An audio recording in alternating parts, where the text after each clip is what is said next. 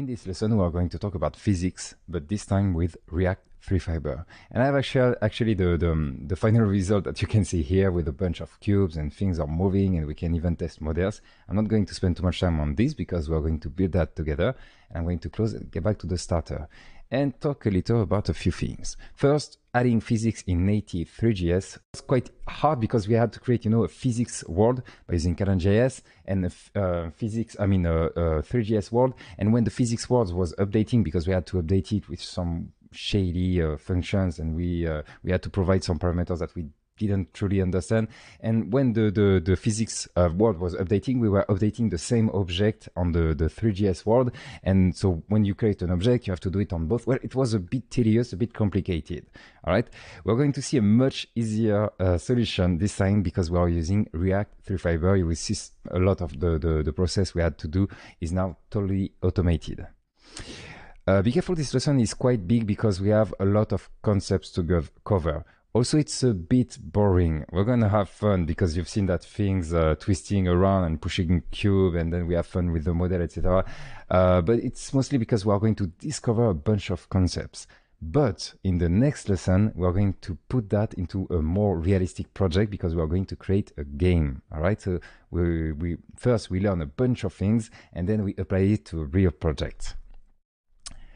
Okay, first from Canon to Rapier. Why? Because until now we have been using Canon for the physics. And Canon is a great library, but the original code hasn't been updated for many years. All right, the developer probably moved on, which is okay.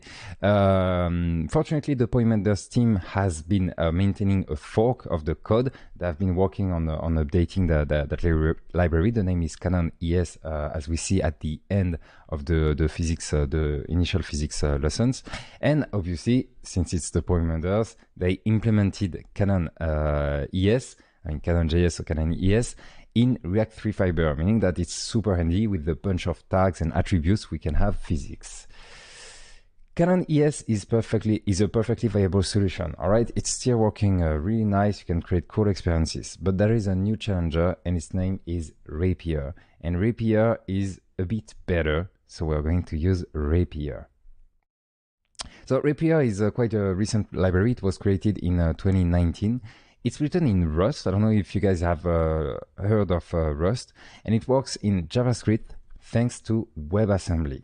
What is WebAssembly? Well, we're not going to go into details about WebAssembly. First of all, because I don't know a lot of things about WebAssembly, and also because, well, we don't need to learn WebAssembly. All right, I've been talking about Rust, WebAssembly. You don't need those. You can just use JavaScript. Okay, WebAssembly enables running languages like C, C++, C#, and Rust on a web page with almost native performance. All right, that's the whole point of using WebAssembly. You can run like a really low code with very good performances in the browser. Nice. In the end, Rapier should be very performant, and we don't need to learn anything about WebAssembly or Rust. Yeah, by the way, Rapier is what we call a determinist. This means that running the simulation with the same conditions will result in the same animation even on multiple devices, unless those devices handle things differently, like the float numbers, or when you do I don't know, like a math scene, and in two different computers the math scene doesn't provide the exact same precision, maybe you will have a slight difference, but usually, especially when using browsers like Chrome, etc., you will get the same result if you provide the same parameters.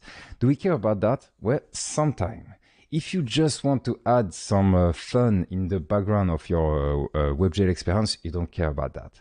But if you're creating a game, you want to make sure that everybody has the same thing running. All right, you don't want to, especially if it's a competitive game where you have to go at the end of the race as fast as possible.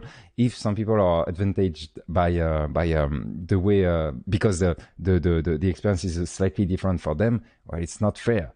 Also, if you're running the physics in the server side and client side at the same time and trying to catch up, I mean, those are multiplayer features. We're not going to do that. But in that case, you need to have a determinist physics library so that you are sure that you get the same result in the client and server side.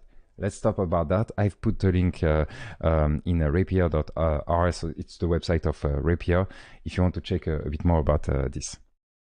But in our case, we just want to make things bump around, collide, and fall. It's fine.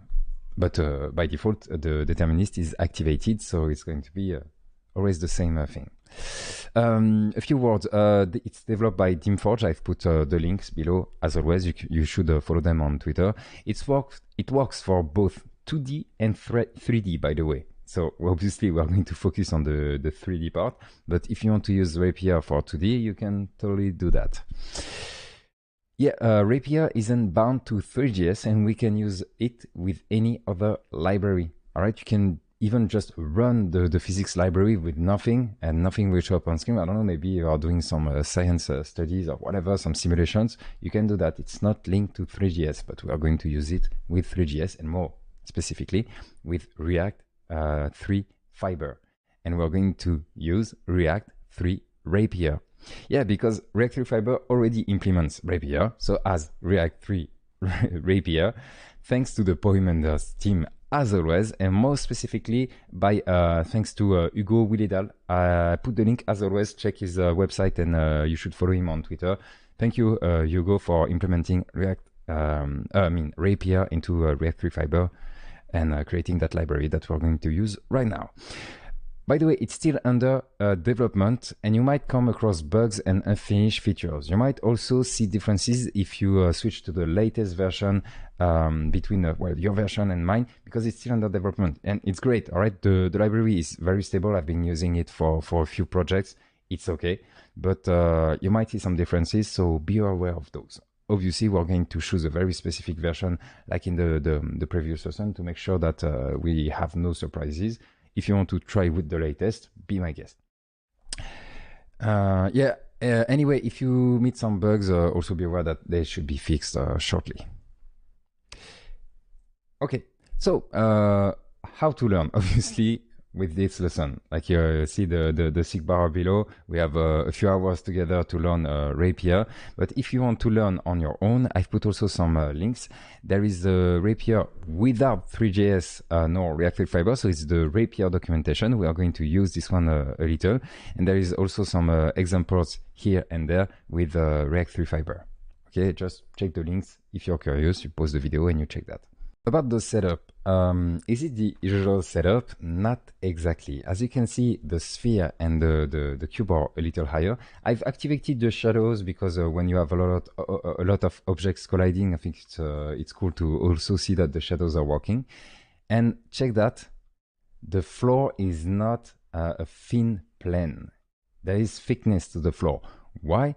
Well, because we're going to add physics to that scene here, and physics with infinitely small surfaces, they are not very friendly. All right, so try to avoid these kind of things and provide some thickness to the object as much as possible. So we have some light, some shadows. We have perf right here, so that we can keep an eye on perfs. At the end, we are going to do a stress test. Remember the final result I've shown you. We have a bunch of cubes falling from the sky, and with just one variable we can put, I don't know, like 1000 cubes and see how your computer can handle it. There is already Dre, so that we can have the orbit controls to rotate around. Next, so how do you implement React 3 Rapier? Well, it's quite easy. First, you open your terminal and you're going to add the dependency, and in our case it's going to be the npm install. It's going to be the @react 3/Rapier, and we're going to use the 0.9. All right, let's go and we install it. So as always, we force the version to make sure that we have no surprises. You can try the latest version. Be careful, you might see some differences. Okay, cool. So we added the library, and now we're going to talk about this tag here, the physics tag. Yes, because React and React 3 Fiber is about the GSX and just adding a bunch of tags. We are going to make the physics work with just one tag maybe 2, 3, you will see, but with just tags. And the first one is going to be the physics tag. So we are going to import it in the experience.js. We're going to have quite a lot of code in that experience.js. As always, for your personal project, you should split into multiple components when possible. So let's go. Physics from is going to be React 3 Rapier, like this. Next, yeah, we're going to add the physics, and we're going to add it, let's say, yeah, around the meshes. Why? Well, because physics, the physics style, we impact only what's inside. So if you want to add physics to those meshes, you need to add the physics around those meshes. It's okay if you add more stuff, like if we add physics around the lights won't have physics, but it won't create a bug either. But we're going to focus on adding physics to the meshes, so we're just going to wrap those into the physics tag, like this. Like that. I'm going to add some more line breaks so that we can see clearly. So no, by default, it's not going to apply physics on every object and they will fall, okay? We need to add 1 or 2 more tags. And the first one we need to add, which is actually kind of the only one if you want to make our meshes have physics, is the rigid body. We need to specify which objects are going to be affected by wrapping them in a rigid body. All right, it's not doing on all of meshes by default because maybe we don't want those to have physics on them. So we need to add the rigid body. First, we're going to import it. So rigid body, like that. And we're going to wrap, I think we're going to start with the sphere. So the sphere is the first mesh right here, the one with the orange material. So rigid body and rigid body. And check that, I'm going to save and it's going to fall. Nice, so it's working. We just added one dependency. We imported 2 tags, rigid body and physics. We added those with no settings and it's working, and we already have physics. Remember the previous lessons, it was much longer. Okay, so obviously it's going through the floor because the floor doesn't have physics. So let's try to add physics to the floor. The floor is the last one. We're going to add rigid body like that. And to that rigid body, we are also going to add something else, because if you just add rigid body, the floor is falling, okay? So to make it just fixed, we are going to add the type equal fixed, like that.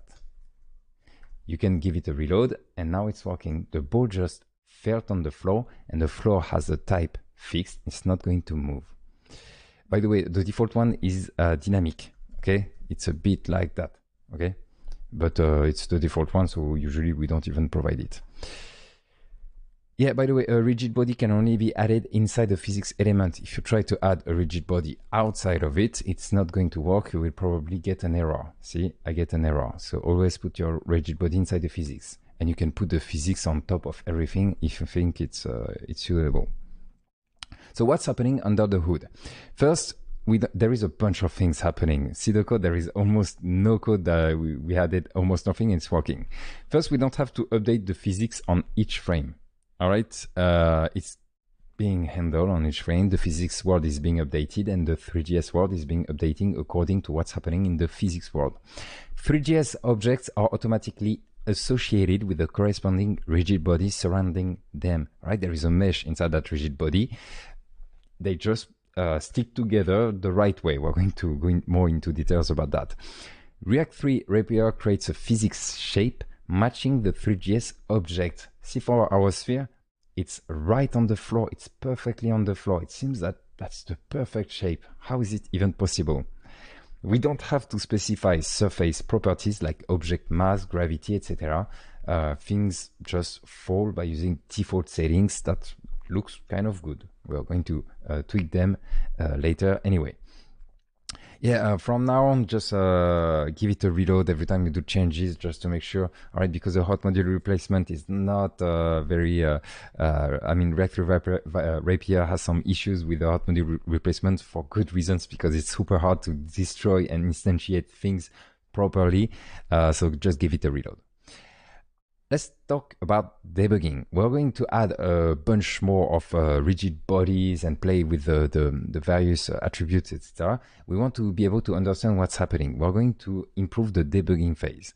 We're going to add the debug mode. And to do that, and you will understand what I mean by that, you can import debug from React Rapier and add it anywhere in the physics. I like to put it at the beginning usually.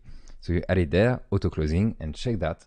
Now we see some debug information about the objects and what's happening with them. There is also a small point here. It's the center, where you can see the center of every rigid body. It's kind of useful. We can see that there is some kind of wireframe around the floor.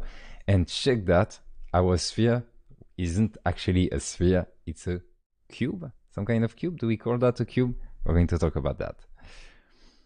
Yeah, by the way, the debug mode is usually for development only, all right? You remove it once you are in production. You can also like add it to Leva so that you can toggle it easily if you want. The wireframes that you can see here can have impact on performance. All right, at the end of the lesson, we are actually going to deal with that. But if you have a lot of objects, those wireframes here needs to be rendered. It's going to impact the performances. So maybe remove them when you are testing the performances of your application.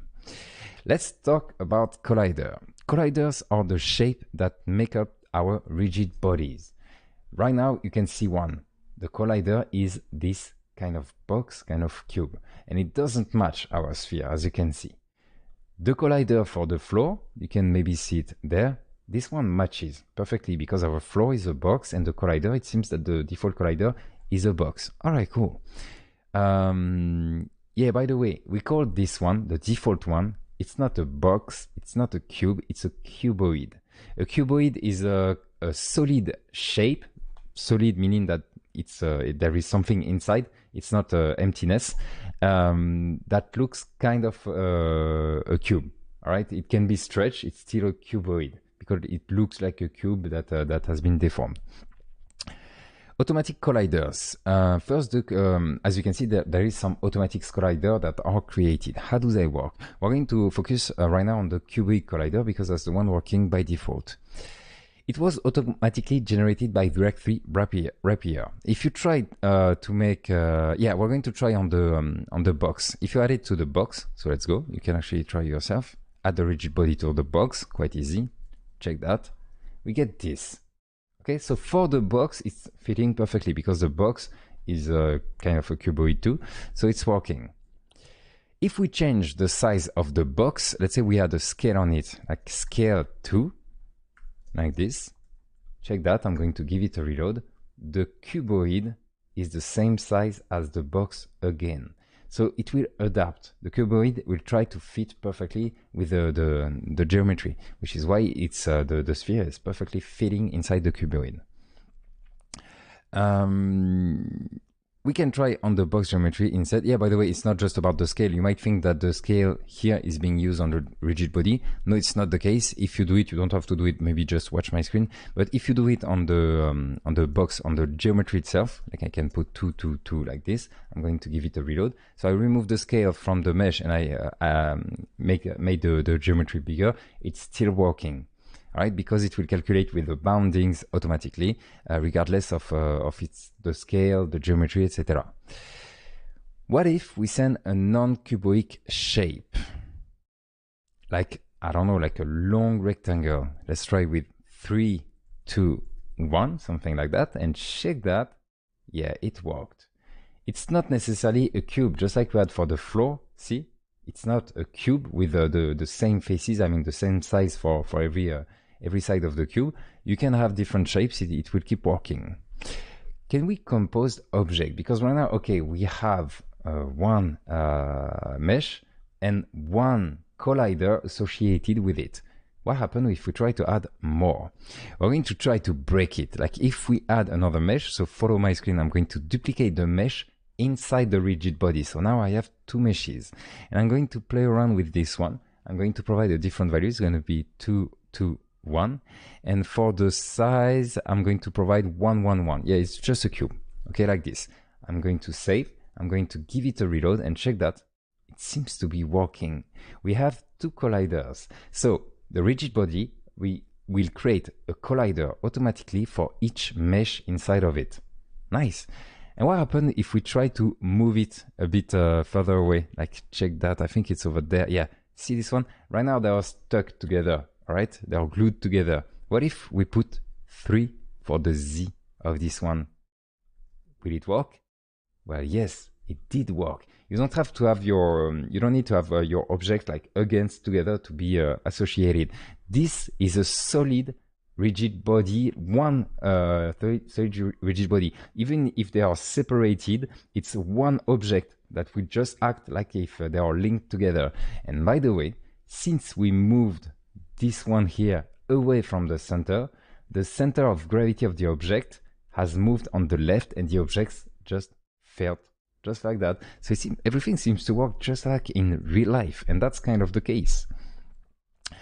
All right, but the issue is that for the sphere, we don't want a cuboid. We want something else. We want a ball collider. All right, it's not a sphere. We call this one a ball.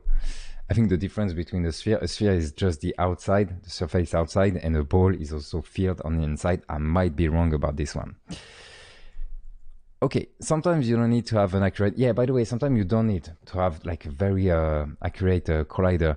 People are used to having colliders that don't exactly match the model. And a good example is with my portfolio, where you can see that there is a bunch of trees and things like that. I'm going to add the debugment so that you can see.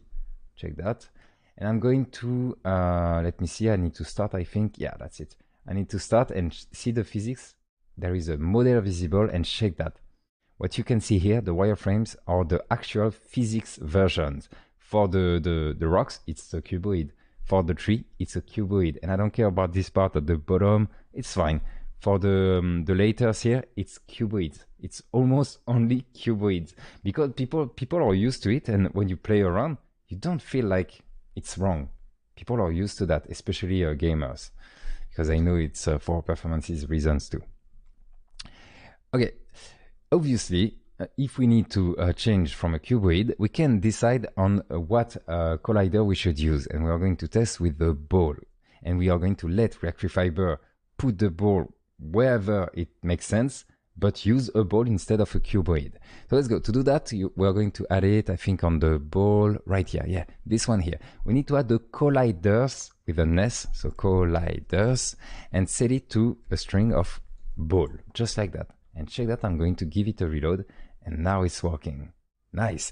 If you try, don't do it, but just watch my screen. If you try on this one here, check that, where we get balls, that seems to, the object seems to fit perfectly in those balls, but it doesn't make sense anymore. Okay, so you try to find the shape that matches. We're going to discover more shapes, more colliders. Yeah, by the way, it's colliders with an S because we can have multiple colliders in one rigid body. The Hull, I think we say Hull collider.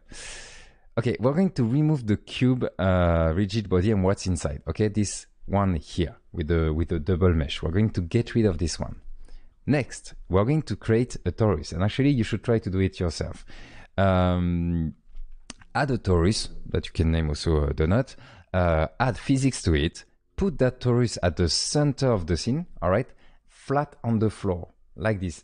Actually, at the beginning, we're going to put it like slightly with an angle like this to see how it falls. But you, if you want to start, just put the torus flat on the floor, just like a donut on the floor. Make the ball fall on the torus right above. Okay, you get the idea? You put the torus like this on the floor and you make the ball above so that it's supposed to fall inside the torus. Just like a basketball that falls on the circle. I don't know the name.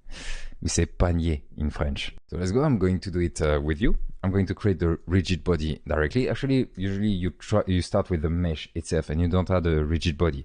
So we're going to create a mesh. To that mesh, I'm going to add a cast shadow so that we have shadows. Position, I'm going to provide something in the center but slightly above the floor. So 0, 1, 0.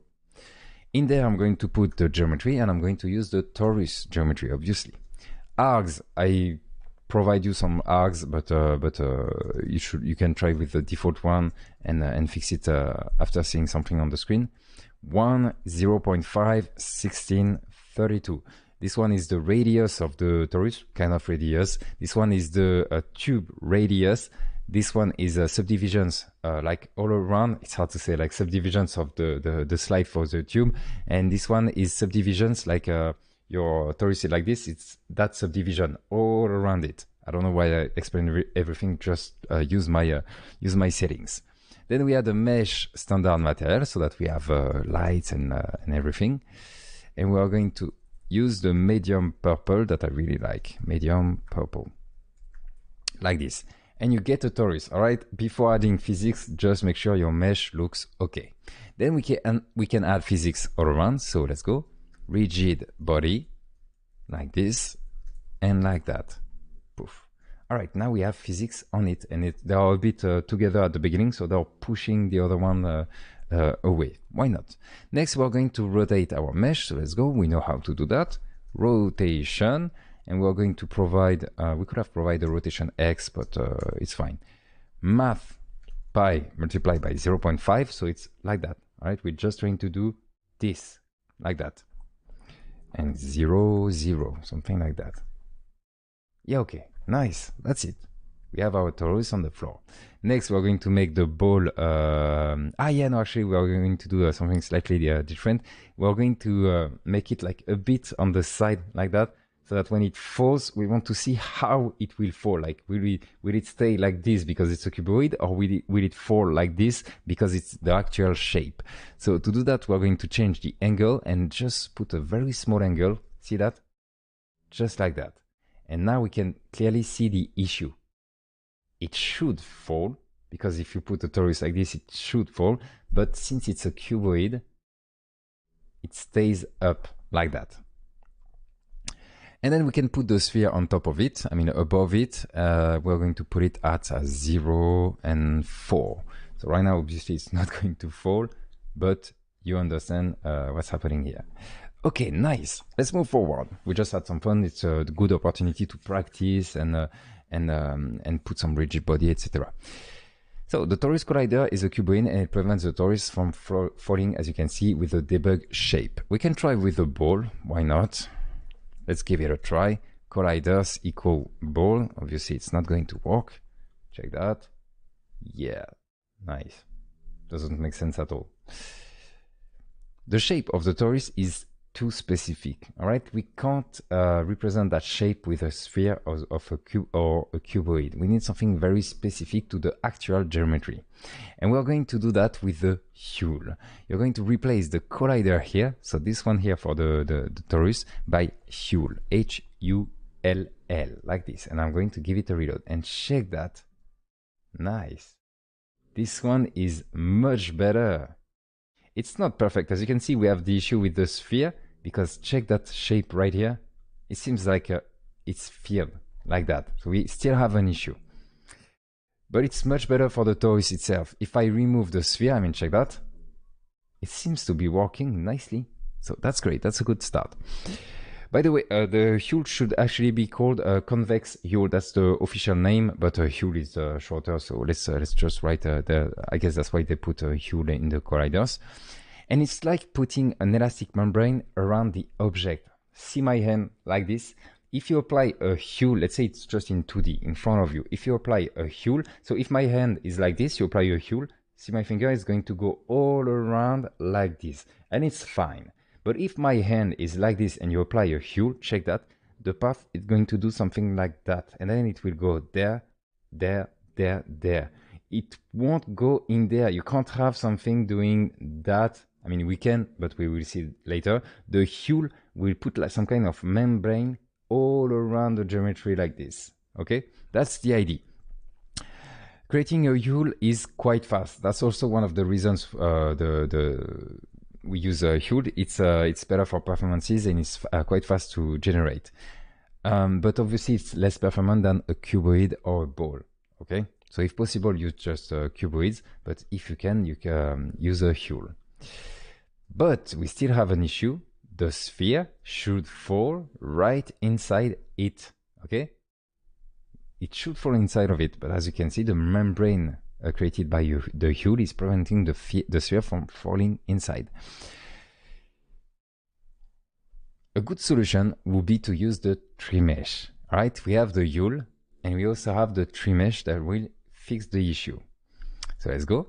Tree mesh, like this. Tree mesh, and check that now.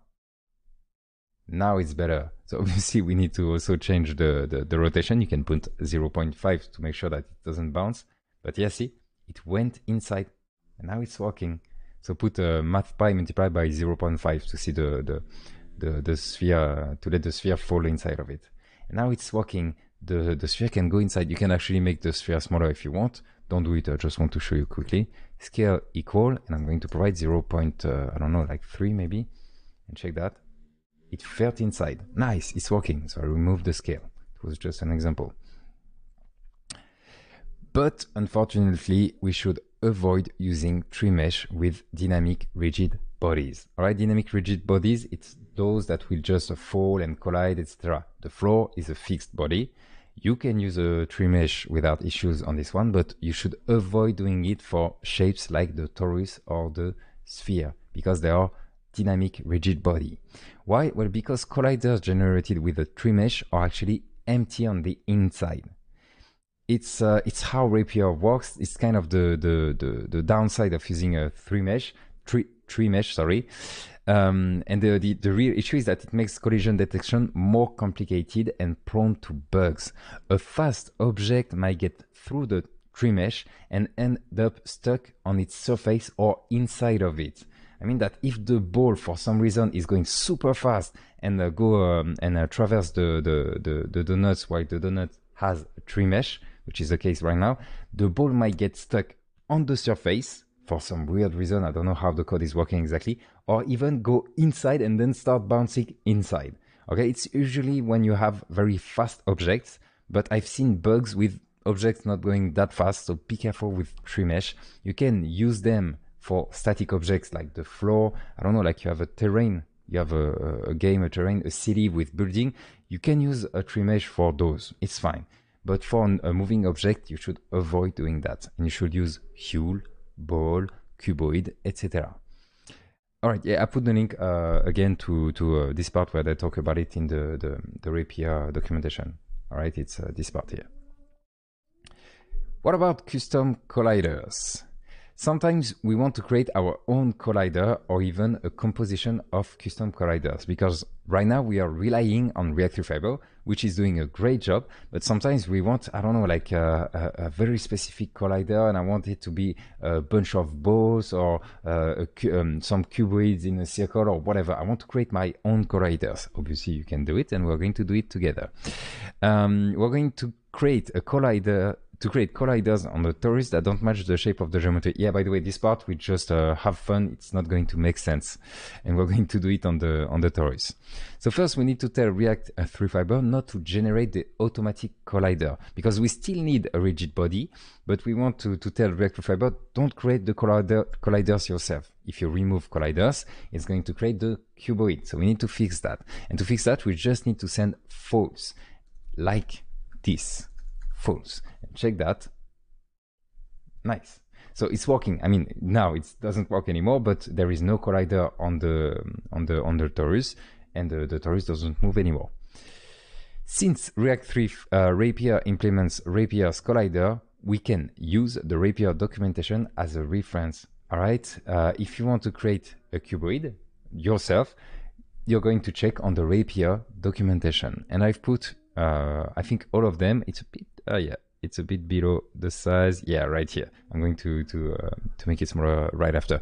And we have all those colliders, and I've put the link, as always, check the links tab of all those colliders. Like if you want to create a ball, you will use the ball collider from React 3 Rapier, but the parameters you will provide are those that you get from this here, the radius. We're going to do that together. Don't worry if it's a bit complicated. For the cuboid, you want to implement a cuboid, you import it from React 3 Rapier, and you're going to use the documentation for the cuboid of Rapier. So this one, and it's HX, HY, HT, etc. Let's do a bunch of those just to practice a little, and I've put all the links. So let's do a cuboid collider. We're not going to do all of them because it will be a bit boring, but be my guest, and if you want to try more, I will explain them anyway, just explain them. But first we're going to start, and this one we're going to do it together with a cuboid collider. And we're going to import it from React 3 Rapier, right? The name is cuboid collider like this, and we import it, and we're going to add it to, we're going to do it on the torus. It's going to be a bit messy because it will not match with the actual geometry, but we don't care about that. We are just here to test stuff. So we create the cuboid collider and we can provide some arguments. And for now, I'm just going to provide 1, 1, 1. I don't know why. I would just test that and check what I get. We get this. So we have a few issues right now. Okay. First of all, what is 1, 1, 1? 1, 1, 1, you might think that, see my cursor, is from here to here. No, it's not the case. 1, 1, 1, well, the first one is on the X. I will put the camera right here, is from here to here. Okay, it's what we call the half extent. It's not the same coordinates that we are used to, like in 3GS, where you provide the width, height, and depth. This one is the half extent. It's like going from the center and going to a corner. So 1, 1, 1 is in that case 2, 2, 2. It will create a cuboid of a size of 2, 2, 2. You get the idea. Those are the value of the half extent, and as I said earlier, you can check the documentation from Rapier. See that? HX, HY, HD, and those are the half width of the cuboid, half height of the cuboid, and half depth of the cuboid. Why exactly? I don't know why. I think it's better for calculations, things like that. I've seen that a lot in physics libraries. We can change those to match the shape of the torus. We can put 1.5, 1.5, and 0.5. What do we get exactly? We get this. It's still not working. The issue is that we've put the cuboid, the coordinates of a cuboid, the size of a cuboid that should match the torus, but right now the torus is not at the right position. How do we fix that? Well, here's the thing. We've put the position and the rotation on the mesh, okay? And then we've created a cuboid, and the cuboid will be created right here. They doesn't match, but there is a very easy fix. We just need to move the position and rotation on the rigid body itself, like this. See? You let the mesh at the center, and you apply the position and rotation, and those works just like a Rec3 Rapier. I mean, for a declarative element for the mesh, it was just the same with the rigid body. You give it a save and check that it's working. I had an error, but just give it a reload and it's gonna be fine. All right, so we move the rigid body instead of moving the mesh.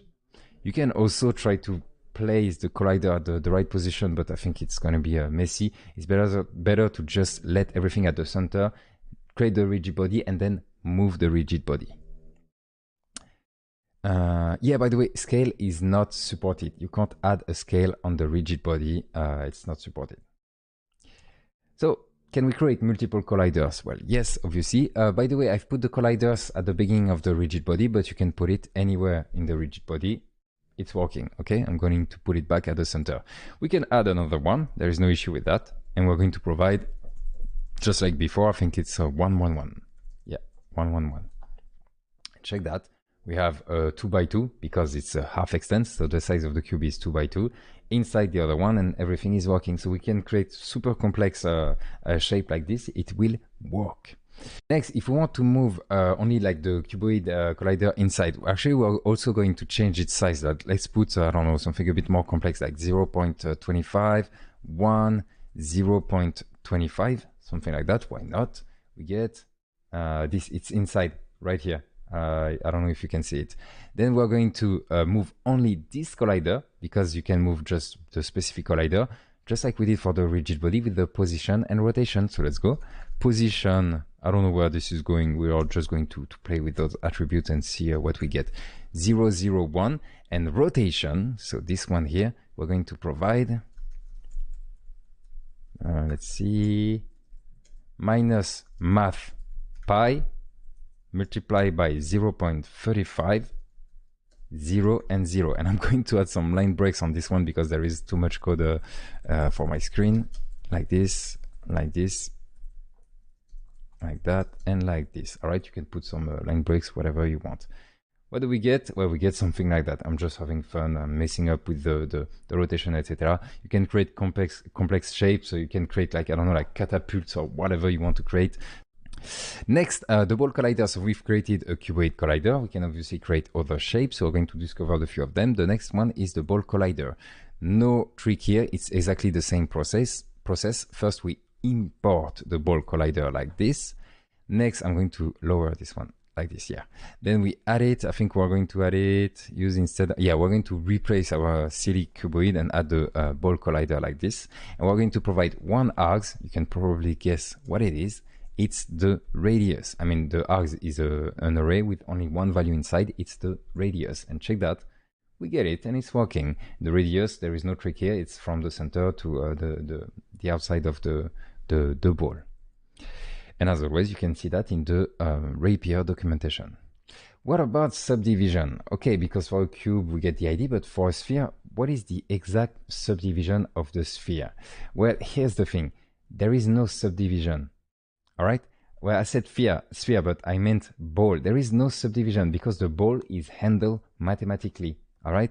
Don't imagine the ball as a bunch of triangles. Actually, this helper makes it kind of logical, even if you can see maybe those segments right here. It's not accurate, all right? This is just a debug representation so that we understand that there is a ball collider here, but the actual ball doesn't have any triangles. It's just handled mathematically as some perfectly round shape with this specific radius. Other colliders, yeah, we're not going to test all of them. Okay, we just test the cuboid and the ball, but we're going to talk about them so that you understand that they exist. I will try to quickly explain them to you. By the way, there is a page right here on the Rapier documentation that will it just provides some examples so that you can understand more clearly. First, the round cuboid collider. The round cuboid collider, unfortunately, is not represented on this one. It's a cuboid collider with round edges. All right, no trick on this one. Imagine a classic cuboid collider, so this one, but with round edges. Why not? It's supported. The cylinder collider, it's this one. It's just a cylinder. Be careful with the values you provide. It's not the height of the cylinder, it's the half height, just like for the half extent of the cuboid. The capsule collider, this one is used quite a lot for games. It's this one here. It's like a capsule with a round top and a round bottom. For a player, it's quite cool because this way it will fall, like on slides, it will fall if you block the rotation too, so you keep it always up, and it will fall. It just make it easier for games. Next is the cone collider. No trick here. You provide the half extent and the radius, and you get a cone. Nice. Convex hull. This one we already talked about. This one, it's the hull, all right, or the convex hull. It's the more complex one where you create a membrane around the geometry. For this one, you need to provide the array of vertices, and it needs to be a float 32 array. You might need to check some examples on how to use this one. And by the way, you can use the float 32 array for the vertices of the 3GS geometry, right? So you can reuse the geometry of the 3GS object for this one. Tree mesh, it's the same, but this one will be more accurate. Like it will go inside the crevices like this. Make sure to not use it for dynamic bodies if possible. You can do it, but you might get some surprises if you do that. And it works just the same. You provide the vertices of from 3GS and it will work. And the final one that I want to talk about is the height field, which is represented, no, it's not, yeah, it's kind of this one. The height field is to create, not only, but mostly to create landscapes. The idea is that you could use a tree mesh to create the landscapes, but the height field, you only provide the vertices vertically. All right, you just provide a bunch of vertical values, and if you provide, I don't know, like 20 values, it will be 5 by 5. I mean, 25 values. It will be 5. So you provide 25 value. Imagine a grid like this. It will be this height, this height, this height, this height, this height, this height, this height, this height. So you just provide one value per vertex, and those will be moved up or down according to the value you provide, and you can create huge landscapes like this. The advantage against like a tree mesh is that you only provide one value per vertex, and it's calculated automatically according to the width and depth that you provide to your height field, and it's better for the memory. That's all. Maybe a bit for the performance. By the way, yeah, it's more performant, but you can't create a hole inside of this one. You can't have like caves and go inside because it's just about elevation for a grid. So you can't have a cave, and you will have to find some tricks if you want to the user to be able to enter the cave, or maybe you should use a classic tree mesh to do that. All right. That was nice. Let's have some fun with the body, and we're going to access the body in order to apply forces. We're going to make the objects jump when we click on them, etc. So there will be moments where you will want to call specific instructions on the body. Like if it's a platform game that you are creating, you will want the player to jump when you press the space bar. Actually, we are going to do that in the next lesson, but imagine I'm just providing some examples. We're going to make the purple cube jump when we click on it. All right, so we're going to get back to the purple cube first, and when we click on it, it's going to jump. That's just an exercise to practice. So comment or remove the torus rigid body. I'm going to do that, and I'm going to recreate the cube we had before. I mean the purple cube. So rigid body, I'm going to create the mesh first. So mesh, I'm going to add cast shadow like that. In there, I'm going to create the box geometry. So it's this one here, box geometry, like that. I'm going to provide the default values. If you already have the cube, like you didn't remove it like I did, you did right. Mesh standard material, color equal medium purple, like this. I'm going to auto close it, and we get the cube there. Okay, cool. I can move the sphere on the side, so it's going to be over there. We can put minus 1.5 and 2 for the Y, so that it's over there. Nice. And for the cube, this one here, I'm going to add the rigid body around it. So rigid body like that, like this. So now it has physics applied on it, and I'm going to move it. So position equal, and it's going to be 1.5, oops, sorry, 1.5 to 0. All right, nice. Yeah, okay, they're all falling from the same height, and that's just fine. Pause the video if I went a bit too fast.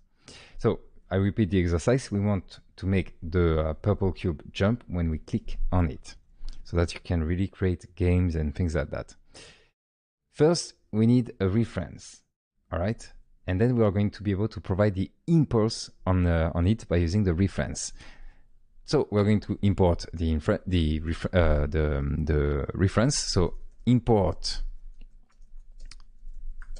use ref from React, like that. Then we're going to create that reference. It's going to be for the cube, so I'm just going to call it cube equal use ref, like this. And I'm going to associate it with the cube, but not with the mesh. I'm going to do it on the rigid body. We want to get access to the rigid body, not the mesh. Cube, like that. Okay, I guess it worked properly. Make sure that you have no error and give it a reload. We want to trigger a function when we click on the mesh, and you should try that yourself. We did that in previous lessons. When we click on the cube, you should trigger a function that you create before. Let's try to do that, and we're going to do it together. So first, we're going to create the function. I'm going to call it cube jump equal. I provide a row function, and then I'm just going to do a console log inside of it. All right, we are not making the physics, the impulse thing happening yet.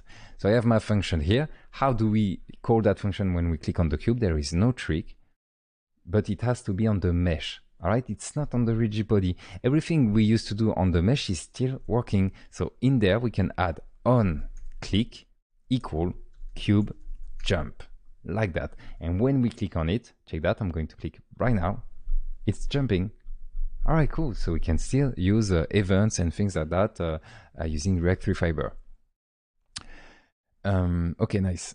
In cube, in there, we're going to log the reference. So we are going to check what's inside of this, and it's going to be cube.current, like that.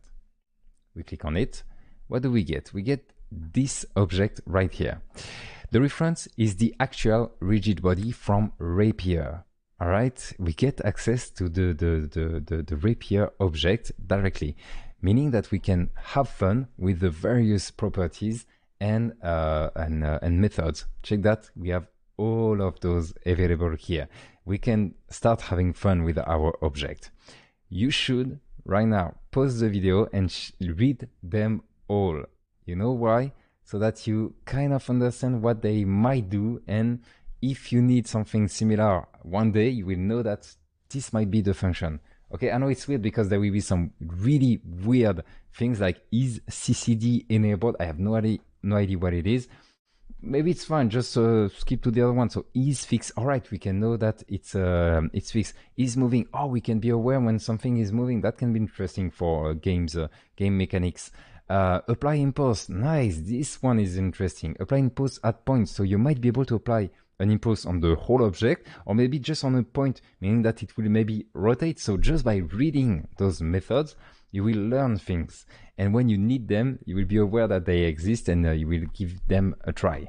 There is also something about waking up, something about forces, something about resetting the forces. We're going to need those. So just read them quickly, try to understand what you can, and then go back to the video.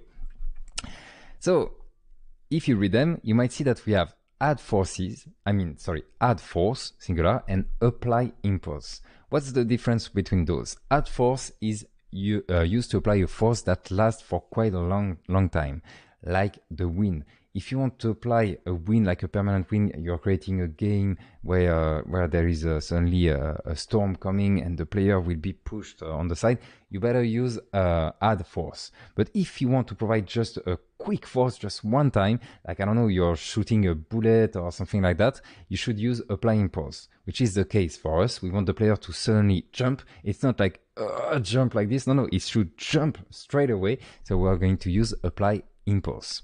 Apply impulse, that we can call directly because it's a method here on the reference, the current of the reference, needs a vector 3 as a parameter. All right, x, y, z. It's going to be the direction of the impulse, x, y, z. So it's a kind of a coordinate like that. You want the cube to jump that way, you provide x, y, z like this. And the strength of the impulse will be defined by the length of the vector. So if you provide a small vector going that direction here, it's going to do poof like this. If you provide a long vector, it's going to jump there, like in Angry Birds or games like this. We don't need to create a vector 3. All right, in 3GS we're used to do new vector 3, etc. We can just provide an object with the x, y, and z properties, which is much more handy. So let's go, let's try it. We're going to do cube current apply impulse, and to this method we're going to provide an object which will be our vector 3, and we're going to put x to 0, y to 5, so it seems to go up, and z to 0. Okay, so x right like this is 0, z like this is 0, so it's not moving, and y seems to be 5, so it's going to go up. And we can test. Check that. I'm going to click on it, and it's jumping. So easy. We just listen to the click on the mesh, usual way. We trigger a function, and in that function we just call one method and provide the coordinates, and it's working. It's so handy. We're going to do the same for the rotation, and the keywords for rotation is torque. Okay, if you check the documentation here, there is add torque, apply torque impulse, reset torques. So we have add torque, which is the equivalent of add force. If you want to apply a torque like in a long period, you should add this one. And apply torque impulse is just to provide one twist to it. And we're going to use apply torque impulse just to make the cube rotate at the same time. And we want to make it rotate like this. Okay, maybe you should try yourself to make it rotate like this. What should be the coordinates that you provide to apply torque impulse? So let's go, let's do it together. I'm going to duplicate this one and call apply torque impulse like this. And since I want it to rotate like that, it's on this axis. All right, so it's on the y-axis that is positive, and the rest are just 0. All right, you want to rotate like this, like a carousel. It's on. Imagine that you have a spike going through your object like this. The spike is going upward, and then your object rotate around, just like we rotate things in 3GS. And those are Euler coordinates. right? It's the classic Euler coordinates. So let's go. We're going to provide x to 0, y to 1. Okay, 1 might be in that direction or maybe that direction. I don't really care. And z to 0. And check that. Now it's rotating. At the same time, we apply a quick twist on it when we click on it. And obviously, we can have fun and put some random values. We can do, I don't know, like, check that. Yeah, I'm going to put on multiple lines like this. And we can do math.random minus 0.5. So that sometimes it's going to be positive, sometimes it's going to be negative. And we can do that on every values. So this one, this one, this one, and this one. And check that. I'm going to click on it. And now it starts jumping all around in random directions. Cool. Let's talk about object settings. And that's cool because right now we have an object that we can control. We can make it move. You can actually have fun and make it move. I don't know, like on the direction of the sphere. If you put 2, is it 2? No, it's minus 2. Maybe you knew it. If I want it to go toward the sphere, it's minus 2. And check that. See, it's going toward the sphere. So we can start to have fun with object setting like friction, restitutions, and things like that. I'm going to put back the x to 0 so that it just jump upward. Yeah, we can control the friction, the restitution, the mass, the gravity, where the objects are, where they are supposed to go, and much more. We can do whatever we want. This is our world, our physics world, and we can do whatever we want. First, let's talk about the gravity. The gravity is set to simulate Earth gravity, which is minus 9.08 and something after, but this is precise enough. That's the default one. Okay, great. We can play with this one, and that's super cool. Check that. It's so easy. We can set the gravity attribute and provide an array because the gravity can be on all 3 axes. Currently, it makes sense that the gravity push objects downward. Okay, but if you want, you can have a gravity that puts objects on the side. If you're making a game where you're on a spaceship and the spaceship comes near, I don't know, a black hole, the black hole will attract everything like the spaceships and people inside the spaceships toward the center of the black hole. So you might do some calculations so that the gravity now goes toward the black hole. So let's go. We're going to stay on physically logic coordinates and use 0, minus 1.6 and 0. So it's still down, but it's a bit weaker gravity. And check that. Now the objects are falling much slower because the gravity is lower. We can make it bigger too. Like, I don't know, if I put 30, check that. It's going to go down super fast. And we can also make it go up if you provide, I don't know, like 1.6. Check that. It's going up. And they are going up and they will go in the sky forever. We can play, as I told you earlier, with other axes. So I can provide 0 to this one and I'm going to provide minus 1.6 on the x. And check that. They're going this way. Why not? I've never had the opportunity to do that, but I would love to do something similar. We can go back on the Earth gravity with minus 9.08. So that one is the default one. Give it a reload so that we get back our objects. And we can also specify a gravity scale for each object. And that's so cool. If you want this object to have a different gravity than this one, you can do it. I don't know the reason. Maybe you're creating balloon with some helium in there, but not too much. So they fall, but they should fall a bit slower. Makes sense. Why not? To do that, well, we can do it quickly. We're going to do it on the cube. Where is my cube? Where is my cube? It's there. You can provide a gravity scale. So gravity scale, and a smaller value than 1 will result in a weaker gravity. So if I put 0.2, check that. I'm going to give it a reload. This one is falling much slower, like if there was helium in the cube. You can pass also negative values. If you put more helium, well, it should go up. And my cube is going up. Why not? You can do so much. That's so fun. Let's get back on the default one and put just 1. Or you can also remove it because the default one is 1. By the way, we can also change the gravity at runtime. See, I've just put values myself, but if you want to animate this one, we're not going to do it, but I want to tell you that it's possible. Maybe it will give you some ideas. And I have actually a scenario in my head. imagine you're on a spaceship in the space, and you have a gravity field that so that people can just walk around in the spaceship, and suddenly you get attacked by enemies, and they destroy the gravity field, and everybody start floating around, and you have the objects, the dogs, and the commandant, and everybody's just floating around, and suddenly it goes back, and everybody falls, just like in movies. You can do that by animating those values. You can animate those values. Anyways, it was just an idea. Maybe one day I will create something like that. Let's talk about, we are done with the gravity. Let's talk about restitution. We can control the bounciness. I like to call this one bounciness. Just like a bouncing ball, it will bounce, bounce, bounce. We can control how much some object can bounce. And the name is restitution.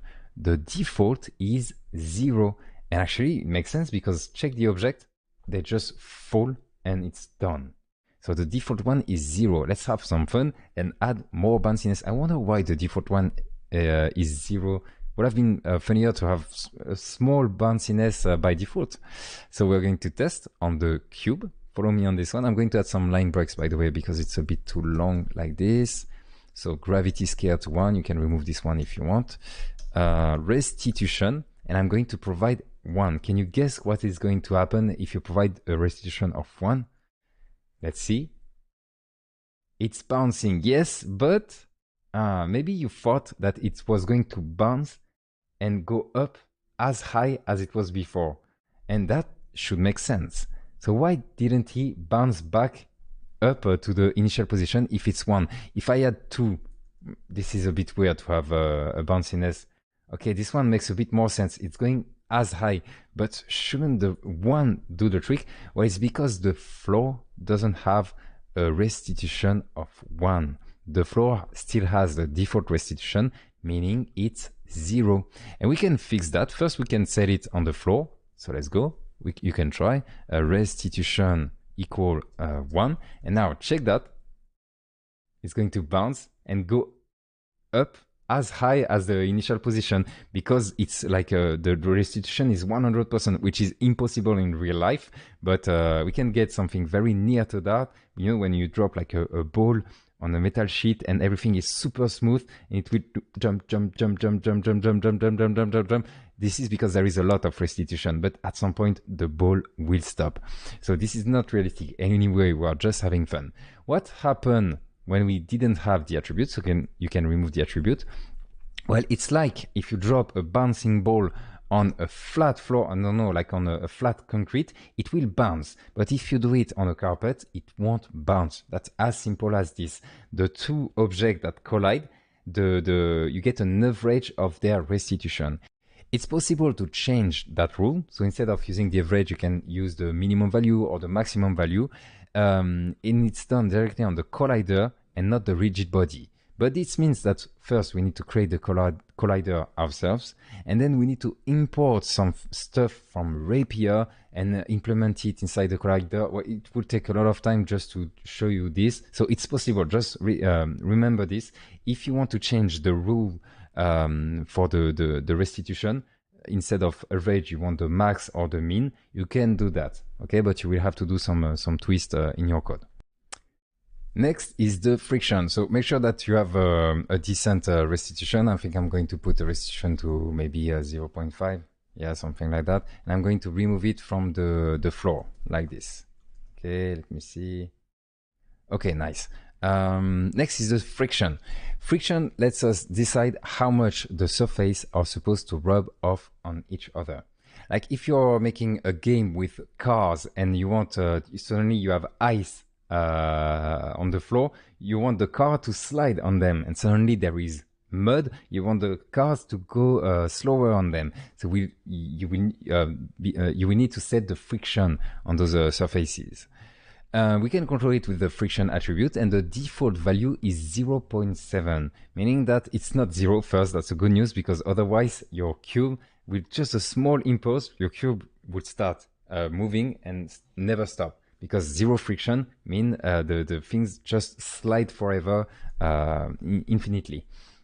So the default one is 0.7. We can control it. Let me see. Restitution. Yeah, let's put back the restitution to 0 to start with on the body. Yeah, like this. And next we're going to add the friction. So let's go friction, and let's try the 0 to see what we get, and click on it, because when it falls perfectly, well, we don't care about the friction, it just felt perfectly on the floor. But give it a little jump like this and check that. It seems to be working, but it's still stopping. Were you expecting to see something slide forever? Well, no, for the same reason as before, because it will be an average of the two frictions, the frictions of the cube with the friction of the floor. So if you want to have it slide forever, you need to do it on the floor too. So we're going to add friction on the floor and put 0 like that. And check that now. I'm going to give it a little twist. And now it starts rotating forever. It's doing some breakdance. And there is nothing stopping it because the friction is 0. And it will keep rotating like that. Nice. Let me see. Yeah, we put 0 on this one and 0 on this one. Okay. Let's put back 0.7 because this one is super weird. So 0.7 and 0.7. I'm going to add some line breaks on this one too, so that we match the code that I've prepared. Yeah, okay. So 0.7 is the default one, and it's fine. It depends on what you want to create, but it's fine. Next in the object properties list is the mass. What is the mass? The mass of the rigid, first you need to understand that the mass of the rigid body is automatically calculated as the sum of the masses of the colliders that make up the rigid body. Okay, so we have only one collider for this rigid body. The mass is the sum of all colliders. The mass of the rigid body is the sum of all colliders, so it will be only this one. And this one, this collider, its mass is automatically calculated according to the shape and volume of the object. It's a bit complicated like this, but let me say it in a more simple manner. Big objects will automatically have a bigger mass. That's all. Like our sphere, visually you see that it's bigger. This one has a bigger mass than this one. And to understand more clearly, we're going to play with those. By the way, this one is a bit harsh. Read that. Contrary to popular beliefs, the mass won't change how fast an object falls. I give you a few seconds to absorb this one. The mass won't change how fast an object falls. Isn't it weird? Like if I tell you that you have one feather, so a bird feather, and 1 kilogram of I don't know, metal, and you let them fall, they will fall at the same speed. And you might think, no, that makes no sense. And yes, in real life, it makes no sense because the feather will have some air friction, and it will fall slower indeed. But in the void, if you remove air, they will both fall at the same speed. Even if this one has a much higher mass, they will fall at the same speed. So don't be surprised if you make, I don't know, the cube mass much higher, like it's the mass of the sun. You let them fall together with this one, which is just a little, I don't know what kilogram ball. You let them fall together, they will fall at the same speed. I know it's weird, but I have to warn you about this, because if you're doing some testing and you're like, the mass is not working because my object is not falling faster, the object won't fall faster. The mass doesn't define how the gravity will be applied on the object. If we add notions like air frictions, in that case, then yes, you can have a difference. That's the only reason why a feather will fall slower than something else, something heavier.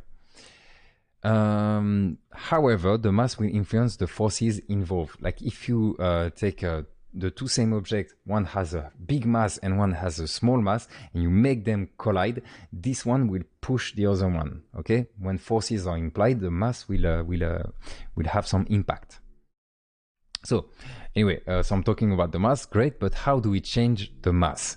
The default mass seems to work just fine, but what if we want to change it? You don't want a metal box to react like a card box, all right? Try to just put some masses that make sense. We need to create the colliders ourselves in order to change their mass, okay? We can't change it just on the rigid body. We need to create the colliders. So in the case of the cube, we are going to deactivate the colliders. So this one, we're going to do colliders equal false, so that we don't have the automatic colliders on the cube. And next we're going to import cubic collider, which is already done. Remember from previously, just make sure that you still have the cubic collider. And in there, we're going to add it ourselves. And we can add it at the beginning or at the end. This time we're going to put it at the end, why not?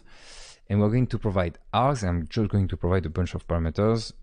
It's 0.5, 0.5, 0.5, 0.5. And it should match our cube perfectly. Give it a reload, and it's working. We have the same result, but we created the colliders ourselves. And now on the collider, we can provide a mass. So let's go. We can provide 0.5 and let's see what we get. We get the same result. Weird. If I put, I don't know, like 500, 5,000, even worse, we get the same result. Remember what I told you earlier? The mass doesn't make the object fall faster. It's like that. It's physically accurate. It's like that. But if you try to click on it, check that. If it's 1, just check that. I click on it. We get the same result. But now if I put 0.5, so it's half the mass, and I click on it, see, it went much higher. It's like kicking, I don't know, like a wood box, again, kicking a cardboard box. The cardboard with the same strength. The cardboard box will go higher. Makes sense. And it depends on the force you apply. If you put a mass of 2, so it's twice the initial mass. If you click on it, you will see that it won't go that high. It's like a metal box. You're trying to give the same kick to a metal box. It won't move that much. Okay, nice. What about accessing the mass? Since the mass is higher, the force we apply on click isn't strong enough. Keep the mass at 2, click on it. It's not working anymore, but we want our object to go as high as before. How can we fix that? We would like to adapt the strength of the impulse according to the mass of the object so that it jumps to the same height regardless of the mass. In there, so in the cube jump that we had right here, we can retrieve the mass. Remember that the length of the vector in the apply impulse will define how high it will go. Like if I put 50, it's still like the metal box, and I click on it and check that, it will go super high. So it's the length of the vector that will define the strength. And we want that length to depend on the mass of the rigid body. And we can do that by doing, so we create a variable, we call it mass, and we do cube current, and we just call the math method because there is a method with that. We can just log it to see what we have in there. If I click on it, see, it's 2. It's the mass that we put right here. Okay, great. And in there, I mean, depends on the mass that we put right here. And in there, we can change it. I mean, we can use it on the Y, like this mass right here. So let's go. We can give it a try. And now it jumps higher. And we can try to lower the mass. I will put back 1. So now the mass is smaller. It's like a wood box. It seems to jump just the same. And if I put 0.5, check that. So it's a cardboard box. The jump is still the same and it's working. Nice. So you can just get the mass. That's what I wanted to show you with that, if you need it.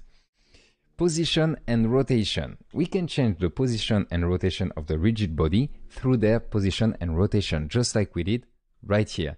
All right, great, but there is a catch.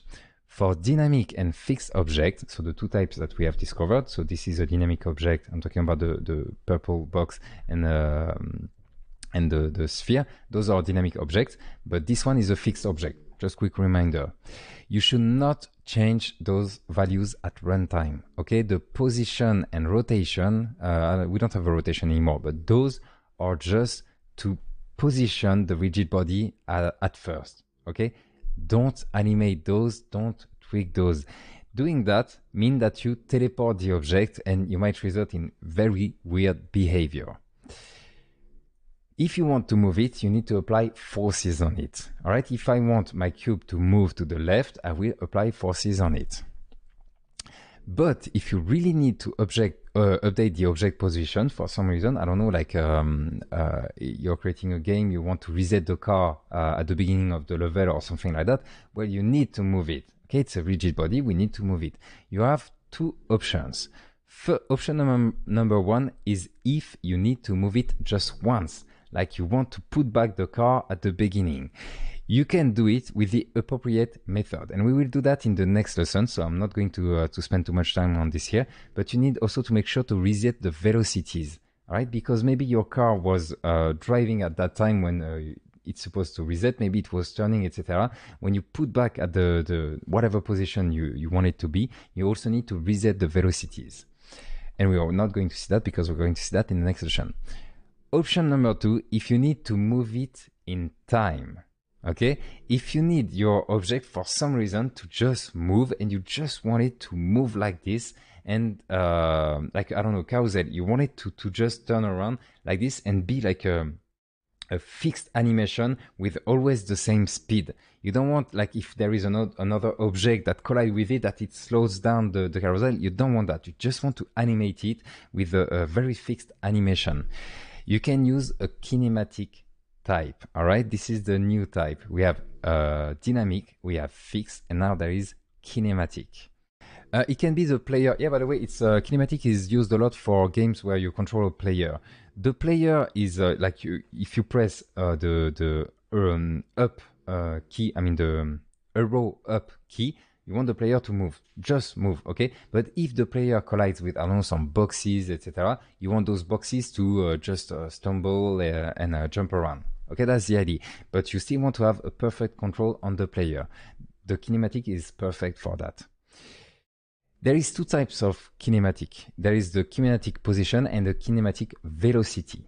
The kinematic position, the difference between those is how you update them. For the kinematic position, we provide the next position. Okay, you said you object, you're gonna be there with this rotation. And then Rapier will update everything it needs in between. Okay, it will just check you were here, now you're here. Your velocity should be that. At the opposite, kinematic velocity, if you create a kinematic velocity rigid body, you would just, you won't tell it like you should go there. No, you would just give it the velocity. Like your velocity should be a bit like this. And next frame, it's going to move like that. On the next update of the Rapier, it's going to move like that. It's just two different ways of updating things. We're going to use the kinematic position so that we can just provide, hey rigid body, this is your next position and this is your next rotation. So let's go. We're going to have some fun and we're going to check my scene right here. We're going to create a long box like this, follow my cursor, and the long box will rotate like this, or maybe the opposite like this. And then this long box will also move like that. So it will do something like that. See, it's moving and rotating at the same time. And later it's going to be useful because we're going to have fun and make some cubes fall on the scene. And it will be some kind of blender, you know, with the twister that will just push everything around. It's going to be funny. So let's go. You can try to do that on your own. Maybe not, don't check the code right here.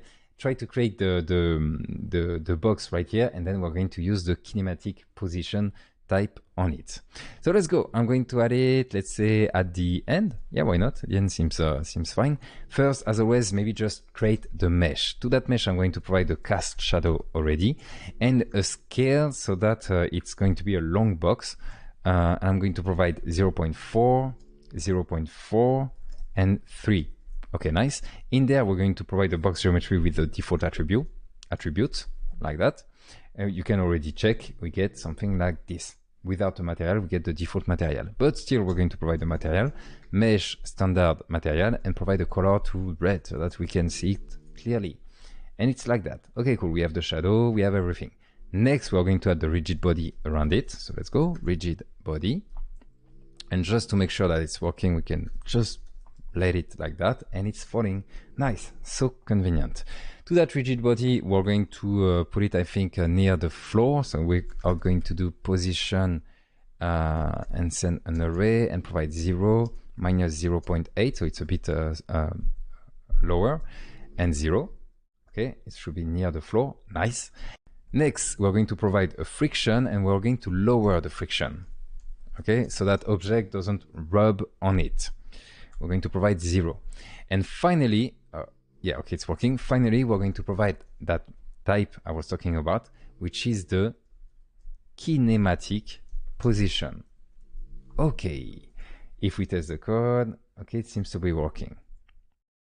By the way, maybe I forgot to tell you, but a kinematic object, if you push something against it, it won't move. The only way of moving it is by applying forces on it. Don't do it, but I can show you quickly. Like, check that. I'm going to put 0 here and minus 5 multiplied by the mass on the x, and check that. See, I pushed quite a heavy cube against the kinematic object and it's not moving. The only way of moving this object is to doing manually, as we are going to do right now. And I put back the cube, the jump I had before. Okay, this one is back.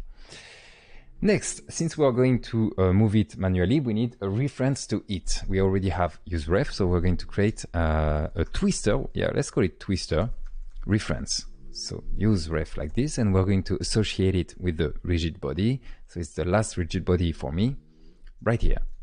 Ref equal twister, just like that. So now we have access to the various method of a kinematic body.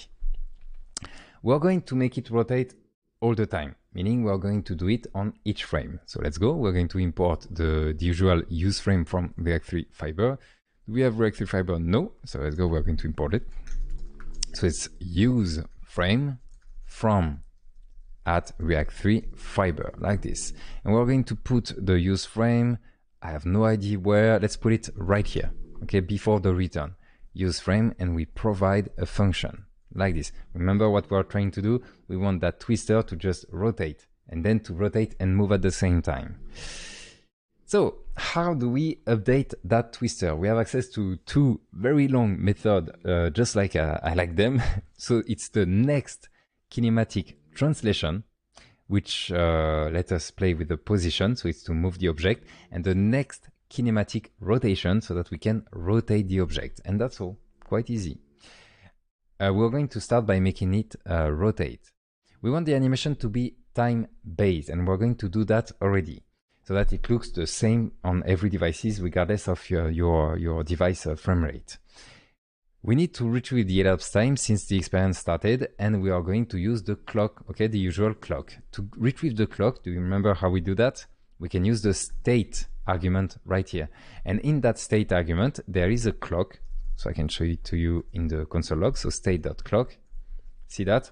That's the clock, the 3GS clock.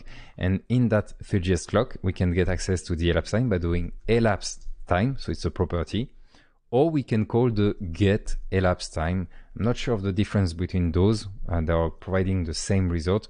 For this time, we're going to use get elapsed time. Why not? And we're going to save that in the time variable, like that.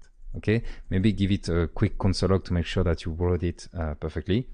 And we get how many seconds since the experience started. Nice. We are doing that so that we can have an angle. Okay, we know how long the angle will just be the time, so that it will rotate like this. Yeah, set next kinematic rotation is expecting a quaternion and not a Euler, and this makes things quite complicated. For a Euler, it's quite simple. You just provide the time as the y, and it will rotate like this. For quaternion, it's a bit harder because quaternions are much harder to express. I'm not going to talk about quaternions like this. What we are going to do is that we are going to create a Euler using 3JS, and then we're going to create a quaternion by using this Euler, because you can convert a Euler to a quaternion using some methods. And finally, we're going to provide that quaternion to the set next kinematic rotation, because yes, you can use 3JS quaternions on Rapier, because this is a Rapier method, and this is 3JS classes, and it's working just like we can use a vector3, Euler, quaternion. I don't have other IDs, but those will just work on Rapier. They are compatible. So let's go. First, we're going to import 3JS. Import all as 3 from 3, like that. Next, we're going to create the Euler first. So in the use frame right here, we're going to create the Euler. So Euler rotation equal new 3 dot Euler, like this, 0 time 0.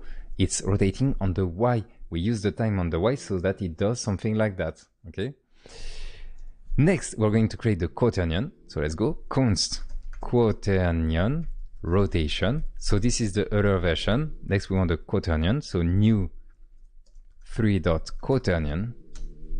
And to convert the Euler to a quaternion, we can call the method, it's set from Euler on the quaternion. So quaternion rotation, set from Euler, and we send to it the Euler rotation. Yes, we could have written this in a shorter way, but I want the various steps to be clear for you. You can give it a reload, but we are not using it right now. We have just created coordinates. But next, we can send it to our twister. So it's going to be twister. Don't forget the current as always. And it's set next kinematic rotation. I know this one is hard to write. And to this one, we're going to provide the quaternion and check that it's rotating.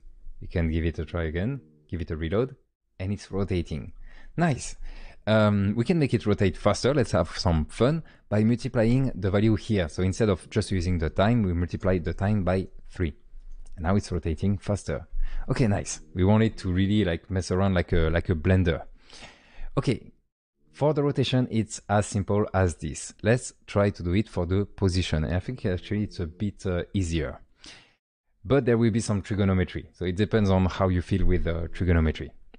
So we want the twister to follow a path, a circle path on the surface of the floor. What I mean by that, check my screen. I'm going with my cursor to just follow the path I have in my mind. So it's going to do this, okay? It's rotating around like this.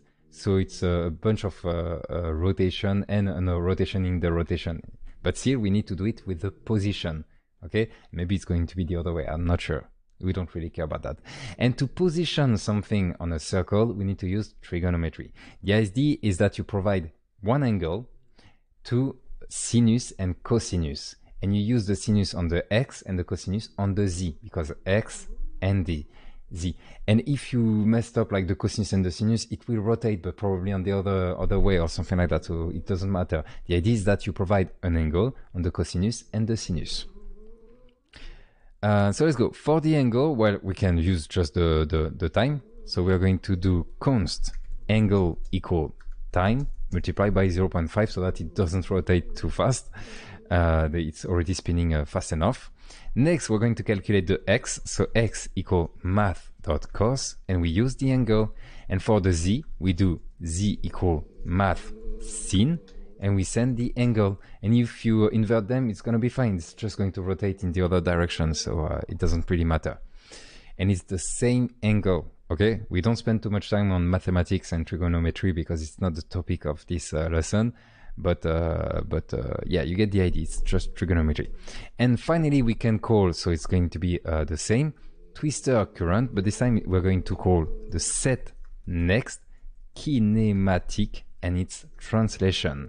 I don't know why translation. I think position would have been best. There are reasons, I guess. So next we provide an x, it's just the same. For the y, I'm just going to move it slightly. We just provide minus 0.8. I think actually, sorry, for the z, the y, we provide minus 0.8, and I think it's because we put it, yeah, right here. When we created the rigid body, we put minus 0.8. So we put back the value here because we don't want it to move on the y. And finally, on the z, we provide the z. Just like that. And yes, you can remove it like that, but I'm not going to do it this time. I'm giving it a reload. I did a mistake. Let me check. Const angle. Oh, multiply by 0.5. Something like that. And see that if I move right here, it seems to be working. That's the center of the twister. Okay. So it's rotating around the center, but not far enough. And to fix that, we can just multiply the cos and the sin by a bigger number. So instead of 1, we just do something like 2. And now it's rotating around. It's a bit messed up, but that's perfect. It's exactly what we want. Next, we're going to talk about events. We can listen to events by adding attributes directly on the rigid body. It's as simple as listening to a click on a mesh. We just have to add some attributes. You will see this one is is not a hard section. We have access to 4 different events. On collision enter, it's when the rigid body hits something. On collision exit, it's when the rigid body separates from the object it just hit.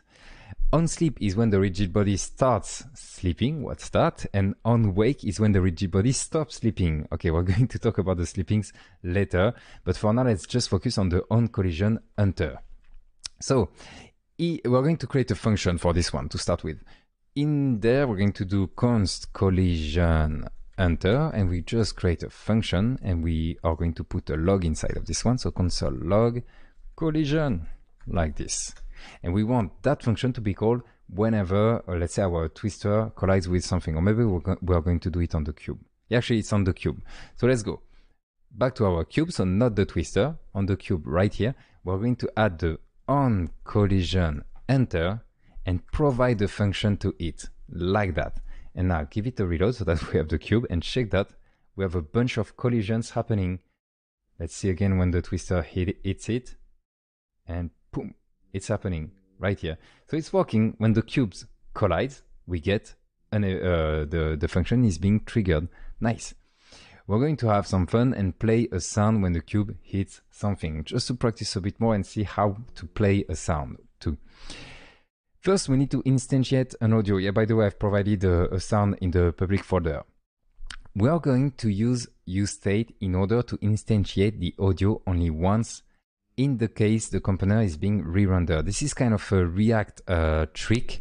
We want to create an audio. So if you remember how to create an audio, you can do something like audio equal new audio, and then you provide the path to the audio file. We want to do it in the component, but we want to do it only once. How can we do that? We can use the useState. It's kind of a twist, a stretch way of using React, but we can do that with the state, and it will be created only once in case the experience is being re-rendered. You don't want to create a new sound with the same file every time the experience is being re-rendered. Sometimes your components are being re-rendered on each frame or something like that. So you need to do it only once. So let's go. I just wanted to show you this kind of a trick at the same time.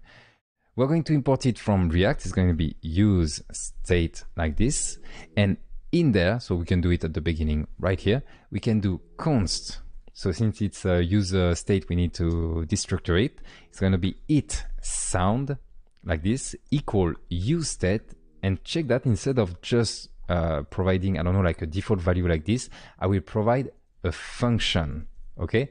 And that function, I'm using a raw function, will return an instance of audio, and the sound is located, so it's in the public folder, so it's right here. It's hit.mp3.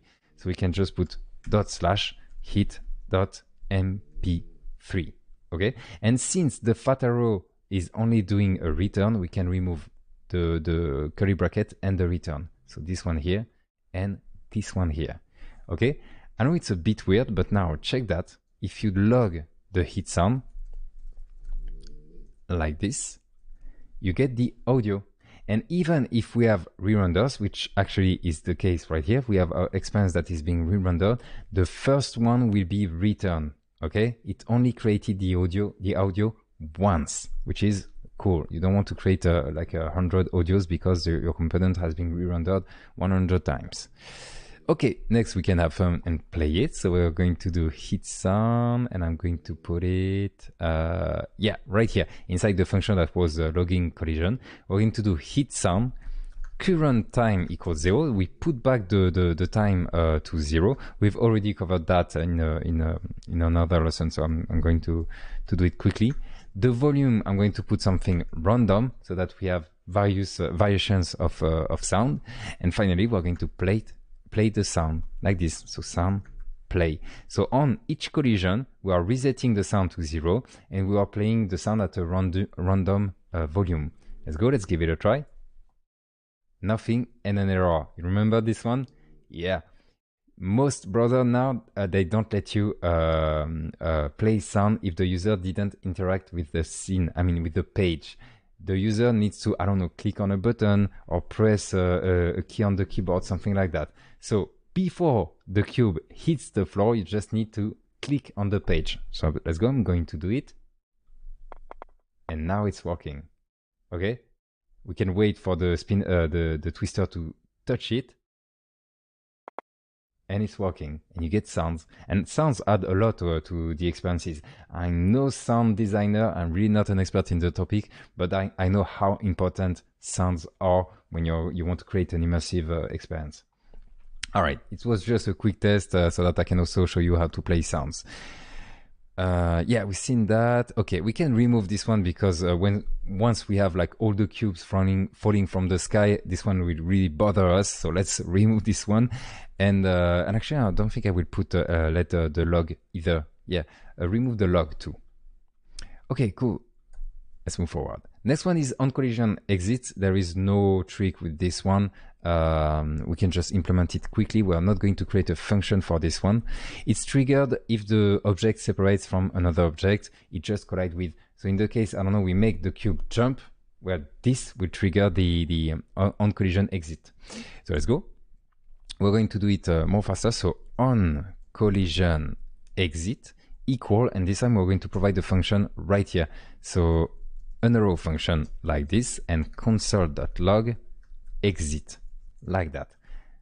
We're going to test it. Okay, we have some exits happening, and when I click on it, check that the exit was triggered.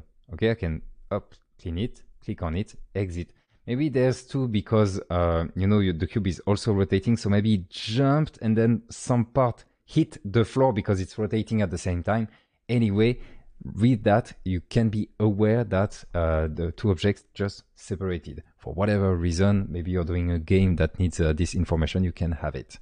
The two last ones are on sleep and on wake. What is happening with those? So I'm going to remove the, at least comment the exit like that because too much logs. When an object stops moving for a moment, Rapier will consider it as sleeping and won't update it unless it collides with something else, or we call a function like apply impulse on it. Why is Rapier doing that? Well, it's for performances reasons. Imagine you have a huge landscape with objects everywhere. It's very bad for performances.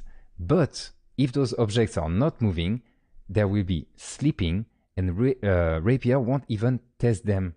And if, as a player, you just push one, then this one will wake up, and Rapier will start testing it against collision. So for performances, it's very important, and it's activated by default. Still, we can know when something starts sleeping or not. So on sleep equal, we are going to do the same as for the exit and just console log it. You don't even have to do it. If you just want to watch my screen and rest a little, you should do it. So on sleep and on wake, I'm going to put both of them. So on sleep and on wake, and now check the result. Okay, nothing, nothing, nothing, sleep. This one started sleeping, and shake when the twister touches. Wake, wake, and now it's gone. So I don't think it will sleep because it's always moving since it's falling forever. So it's working great. That's what I just wanted to show you. In case you need those, I'm going to comment them and move forward. So this is great. We have been testing with spheres, cubes, etc. But what about using a model? How will Rapier and Reactive Rapier handle a model? First, well, we need a model, and you can guess what model we're going to use. Obviously, my favorite model, the hamburger. So let's go. The model is already available in the public folder with the sound, by the way. So hamburger.glb, and we're going to use this one. Now would be a good time to do it on your own, as always, in order to practice a little. Try to load the model, add it like a small hamburger over there at the center, a bit above, and try to add physics to it and see what happens. Let's do it together. So obviously I'm going to use GLTF that I get from Dre. Okay, so use GLTF from Dre. Next, in our code, we're going to load the hamburger. So hamburger equal use GLTF like this. And then the path to the hamburger with the dot slash like this. Great. Next, we need to add it to the scene using a primitive. So let's go. Primitive object It's the usual code. Maybe you did it on your own. Congratulations. And we have our hamburger. Nice. We can scale it down a little. Scale equal 0.25 like this. Okay, we have a smaller hamburger, and we're going to add physics to that hamburger and see what happens. To add physics, well, it's quite easy. You add rigid body on top of it. Oh, I did a mistake. Can you see the mistakes? The mistake I just did? This code won't work because I put the primitive and the rigid body outside of the physics. It was not even on purpose. I need to put it there. Okay. So make sure that you have your rigid body and your primitive inside the physics. And it's working, and check that. It's just working. So yes, it's using a cuboid. Yeah, by the way, let's move it for up a little. Let's follow the lesson first. 0, 4, 0. Yeah, something like that. Okay. So that it falls from the sky. And it's working, and it's not bad. Yes, it created cuboids, which is not accurate, but sometimes it's good enough, especially if you're, I don't know, it's a restaurant, and you can start throwing stuff in the restaurant. You will have a lot of objects like plates, like food, etc. You don't want to use too complex collider. Maybe you should just have those cubes, and it's fine if the hamburger just stand like this straight. It's actually funny. It depends on you and what you want to build, but it's much better for performances, so it's up to you. Still, we're going to tweak that, and we're going to use a custom collider. So those cuboids don't really, yeah, first of all, I forgot to tell you, but as you can see, one cuboid has been created for each part inside of it, okay? Each mesh has its own cuboid created on it, and that's cool, that's cool. It's supported, and everything is automatic. So to improve our collider, first we can provide our own collider. We're going to set the default colliders to false. Let's get rid of the default collider like this. So right now we don't have any collider, so it's not falling anymore. Next, we're going to use the cylinder collider because I think it makes sense to have a cylinder. I mean, on the sides right here, it's not going, I mean, for the bottom, it's going to be perfect, almost perfect. Over there, it's not going to be perfect, but it should be good enough. It depends on the gameplay, what you're trying to achieve, but it's more than enough. So let's use the cylinder. We're going to import it, so cylinder collider, like this. And then we're going to apply it. Actually, you should try to do it yourself if you want. So it's going to be over there. We're going to instantiate the collider. I'm going to put it at the end. Why not? Cylinder collider. And here are my parameters, so arguments. I'm going to auto-close it. Provide an array. It's going to be 0.5 and 1.25. And check that. Nice. Not bad. See? This one is much more accurate. And see, it's falling, and that was almost perfect. When you remove the debug, don't do it, but just watch my screen. I mean, you can do it if you want. If you remove the debug, check that. It looks okay. For me, it looks just fine. And then it failed. If you add the debug, you know that it's not accurate, but it's just fine for the final user. Okay, let's move forward. Let's try to have an even better result. And obviously, we can use the hue. And usually you don't need to go that far to have that much realism, but why not? First, I'm going to comment the cylinder collider. I would go for a cylinder collider in most experiences I could create, by the way. And if I want to test with the hues, instead of colliders to false, I can provide hue, like this. And check that, we get a more precise result. Yeah. But there is a bug. And I don't know what's happening. Hues sometimes are a bit bug like this. I think it has something to do with the origin. See, the origin is still there. It's like if there is something there that is pulling the hamburger downward. Maybe if we tweak the position, etc. But currently there is a bug. I hope it will be fixed soon, but right now it's not fixed. So the hue is not a viable solution currently. Let's try with the tree mesh, maybe. Tree mesh. So usually you don't use tree meshes for rigid body. What do we get? Well, the tree mesh is not bad. Yeah, check that. The tree mesh is actually really good. See again? Unfortunately, our hamburger is being pushed away quite fast, but it was super accurate. So unfortunately, the tree mesh, we should not use it on the rigid body. So again, I would go for the cylinder. And you should just try things, I don't know, try to find the perfect solution, but think about performances too. Tree mesh and Huel are not good for performances. It's just fun. As you can see, it's working perfectly. My computer can handle it. But if you have like 100 hamburgers, maybe it's a bad idea. All right, cool. Using a tree mesh on a dynamic rigid body, yeah, we can have some bugs. Yeah, that's what I said earlier. Let's get back to the cylinder. So I'm going to put back false and the cylinder. Okay, colliders, you set it to false and you uncomment the cylinder collider, and we get this one here, which is just fine.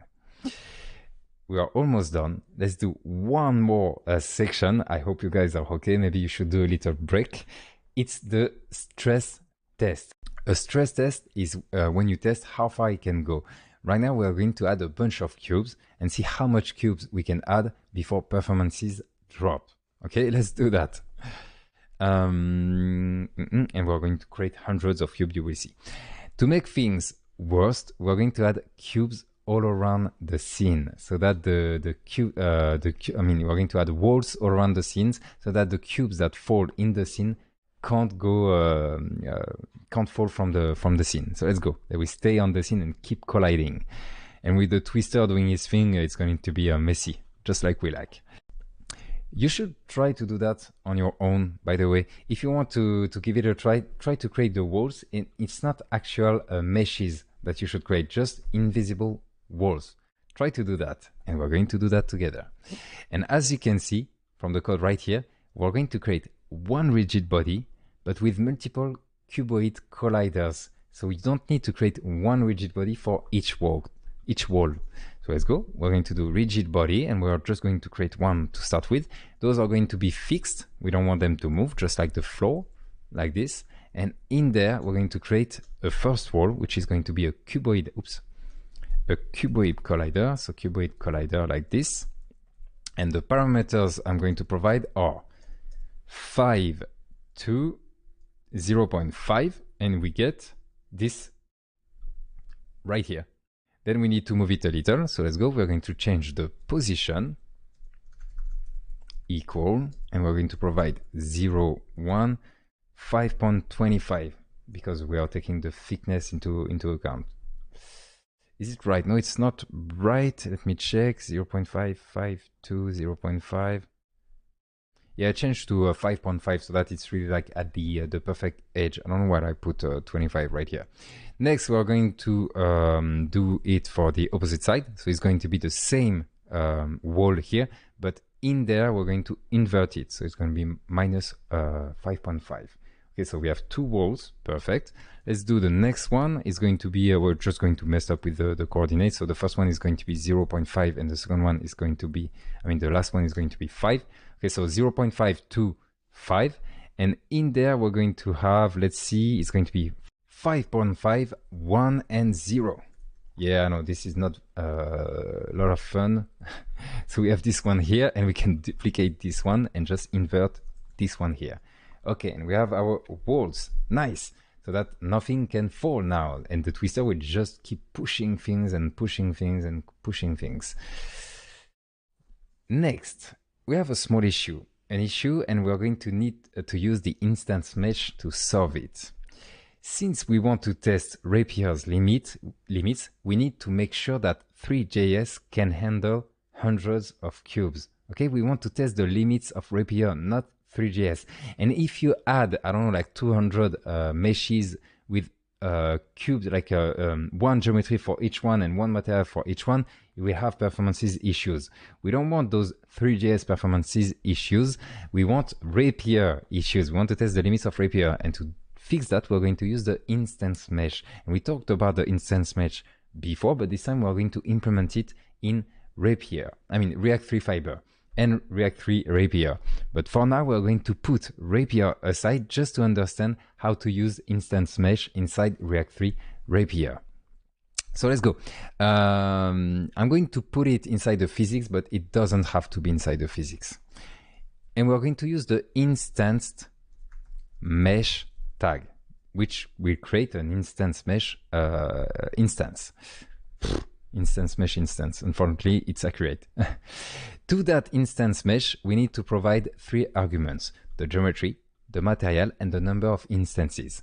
We are in React 3 Fiber, meaning that if we do something like that, see, we can provide the geometry and the material here, but in React 3 Fiber, we are used to provide those by doing the declarative way like this. If you want to provide the material, you do it like that. If you want to provide the geometry, you do it like this. So in there, we're going to provide null and null because we are going to add them here, okay? The geometry and the material, so the geometry and the material, we're going to create them here. But we still need to provide those as null because in there, we need to provide the number of instances that we want. And that number of instances, we're going to create a variable at the top. So somewhere over there, we're going to do const cubes count equal 3. Why we put it there? So that we can change it easily. Like if we want to create 300, we just change it here and it will be used at different places of our code. So cubes count here, and in there, so to the instance mesh, in there we provide it here. You can save, you get an error because we didn't provide any geometry or material. So next we can provide those geometry or material. We just want boxes to fall from the sky. So we're going to provide box geometry like this. We can auto close it, and mesh standard material so that we have colors, etc. And we are going to put tomato so that it's kind of a different color. And check that. Okay, no error anymore. But we have nothing on screen because we do provided some information, but we haven't provided what we call the matrices.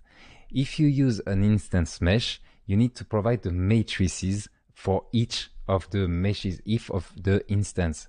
To do that, we need to use a reference. Follow me. It's a bit hard, but I want to tackle some difficult topics so that it starts to make sense, and the next time you need them, it will be easier than nothing.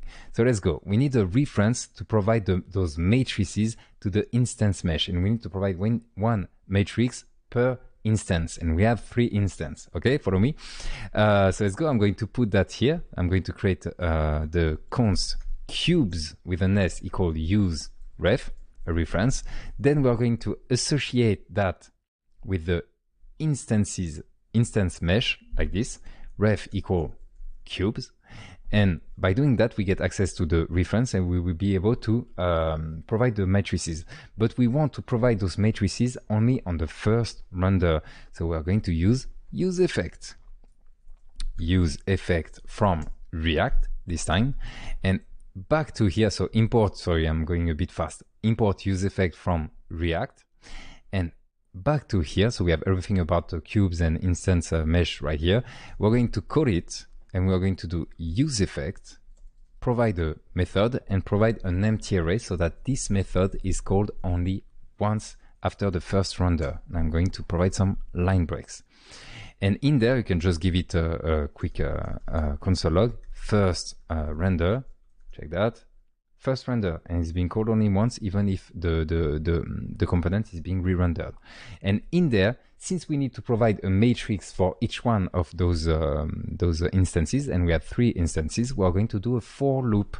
For let I equal 0, I less than cubes count, I plus plus, and it will do, we can guess it, it will do 0, 1, 2, because we have 3 instances. Okay, and from that for loop, we're going to provide the matrices, and we're going to talk a bit more about the matrices right after. So const matrix equal new 3 matrix 4. It has to be a matrix 4. You have different dimensions for it. It can be a matrix 3. And associate each one of those matrices with the instance mesh. And the instance mesh, we have access to it using that reference here. So cube, current, don't forget the current as always. And to provide those matrices, we need to call set matrix at the number. So we have 3 cubes, so it's going to be 0, 1, 2. Well, it's just the I. Okay, so 0, 1, 2. And for each one, we provide the matrix. Okay, we give it a reload. What do we get? We get this. Forget about Rapier. I know they are not moving, but that's not the point right here. We're just trying to implement instance meshes. We have 3 meshes right here. I know you can see only one cube, but it's just because those matrices that provide the position, rotation, and scale are empty. So the cube didn't move. In the end, we just provide like the default position, rotation, and scale to each one of those 3 instance cubes. All right, nice. There are 3 cubes, but they are all positioned at the center since we provide an empty matrix 4. Matrix 4 is a combination of position, rotation, and scale. They are used to move the vertices according to the object transformation. Remember when we did some shaders, we retrieved the matrices, you know, the model matrix. That's kind of this matrix. It's not exactly this one, but it's almost this one here. There is an extra step, but it's the same idea. It's a matrix that will tell how all the vertices should move, and we use those in the shader. And when we change the position, I don't know, you move an object in Three.js, or you rotate it, or you scale it, Three.js, right before rendering that object, it will update the matrix, that matrix associated with that object. And it will update it and then provide it to the shader. That's the idea behind the matrices. So it's a bit hard, it's a bit complex, but think of it as the combination of the position, rotation, and scale, and Three.js needs that. But since we are using the instance mesh, we need to provide those ourselves. That's the issue. And to create, to move objects, rotate them, and scale them, since it's a matrix 4, check the documentation. We have a bunch of methods to, create a matrix, to set that matrix from a position, from a rotation, or from a scale. And even better, there is a compose. This one, I really like this one because it's quite easy. A compose method to which you provide a position, a rotation as a quaternion, and a scale, and it will just create that matrix out of those 3 coordinates. And we're going to use this one to set the position, rotation, and scale. And we're going to start very simply by just moving them. I want 1 cube here, 1 cube here, and 1 cube here. And we will be done with the instance meshes, and then we will use them with Rapier. And the code will be a bit different, you will see. So let's go. We're going to create the position, rotation, and scale, and we're going to do it directly in the compose. So matrix compose. Remember what we saw right before? Compose, we need to provide the position, quaternion, a vec3, a quaternion, and a vec3 again. So the position, rotation, and scale. So let's do it. We're going to compose. I'm going to add some line breaks. For the position, I'm going to do new 3.vector3. Like this. And for the position, I'm going to provide I multiplied by 2, so that the first one will be here, the second one will be here, and the third one will be here. And for the Y, 0, and for the Z, 0. For the quaternion, I don't want to rotate it. Maybe we should have created, a Euler and then create the quaternion out of the Euler. We are just going to not rotate it so that it's easier. So 3.quaternion, and we just keep the default quaternion like this. Finally, the scale. I don't want to scale the cubes. You can have cubes with different scales, but I don't care about that. So 3.vector3, like this. 1, 1, 1, 1, like that. And I think we are done. You can give it a reload, and it's working. Check that. We have our 3 cubes. Why did we do all of this? Well, because those cubes are being rendered in one draw call. So check that. Can we see the draw call? See, we have 13 draw calls right here. What if we had, 100 cubes? Check that. 13 draw calls. So I just draw 100 cubes with one draw call. In terms of performances, this is amazing. Okay, if you have the same object that repeats itself like this, I know it's harder to use instance meshes, but the performances are so much better. It's crazy. You can have really thousands and thousands of the same geometry repeating with great performances. Anyway, let's put back 3. This was just kind of a bonus about instance, because Rapier will take care of most of the heavy lifting for us. Yeah, by the way, we can also activate the shadows. I forgot about the shadows. Where are they? Yeah, here. It was just the same. We can put cast shadows, singular, and now we have shadows working. It's working just the same. Okay, back to the physics, and we are almost done. Finally, we are going to use those instance mesh in order to have just like 100 cubes falling from the sky. So first, we still need to use the instance mesh, but we are going to wrap it in the instance rigid bodies. It's kind of a special rigid body. So first we import it. It's from React 3 Rapier. So it's this one here. And we do instanced rigid bodies like this. Okay, next we're going to wrap the instance mesh in it. So this one here, like this.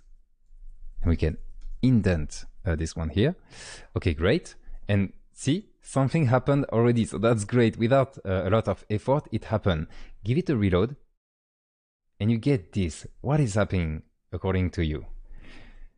All the cubes seems to jump like from the center. Our matrices aren't being used as the base position, okay? The way we set the matrices, so those matrices here, React 3 Rapier doesn't care about those. We can't set those. We need to follow the way this has been created and provide the position, rotation, and scale differently. So we're going to comment this one here, like this. It's not working, we're going to comment it. Well, the good news is at least it's still we still have our cubes, our 3 cubes, and if we add more, I don't know, like 10, don't put too much for now. If we put 10 cubes, well, it's working, great. Now we want to provide the default position, rotation, and scale. We're going to use useMemo in order to create the position, rotation, and scales array only once, okay? useMemo, we've talked about this one, we're just going to use it. So first we import it from React. So let's go useMemo like this. And next we are going to call useMemo, and I'm going to do it, let me see, before the cubes ref, right here. So const, we want to retrieve the position, rotation, and scales from useMemo. We can call those the cube transforms. Cube transform. It's just because we need to save something when we call useMemo. So cube transforms equal useMemo. Don't save yet, okay? In there, we're going to provide a callback, a function like this, and we're going to provide a dependencies array to empty. This way, useMemo will be only called once and will return whatever we put in there. And in there, don't save yet, we're going to create some position. So positions equal an empty array for now. Rotations equal an empty array for now. Const equal an empty array, scales equal an empty array for now. And we're going to return that as an object because we can only return one thing. It can be an array, it can be an object, it can be a number, it can be a string, whatever. But useMemo only returns one thing, and that we are going to save in cubes transform. So we are going to return an object with the positions, rotations, and scales. Give it a quick console log to see what we get, okay? Log, like this. Oh, I did a mistake. Scales with an S, sorry. Yeah, see, we get it. So it's an object with the positions array, the rotations array, and the scales array. And we're going to fill those with values that we are then going to send to the instance, to the rigid bodies instance mesh thingy.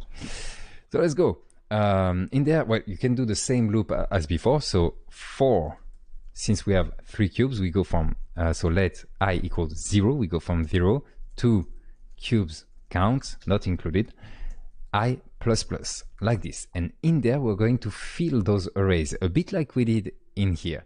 So let's go. We're going to do positions push.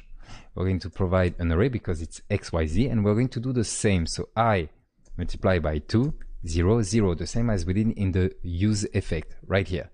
Then for the rotation, so rotation.push, we don't want to rotate it, so we're going to provide 0, 0, 0.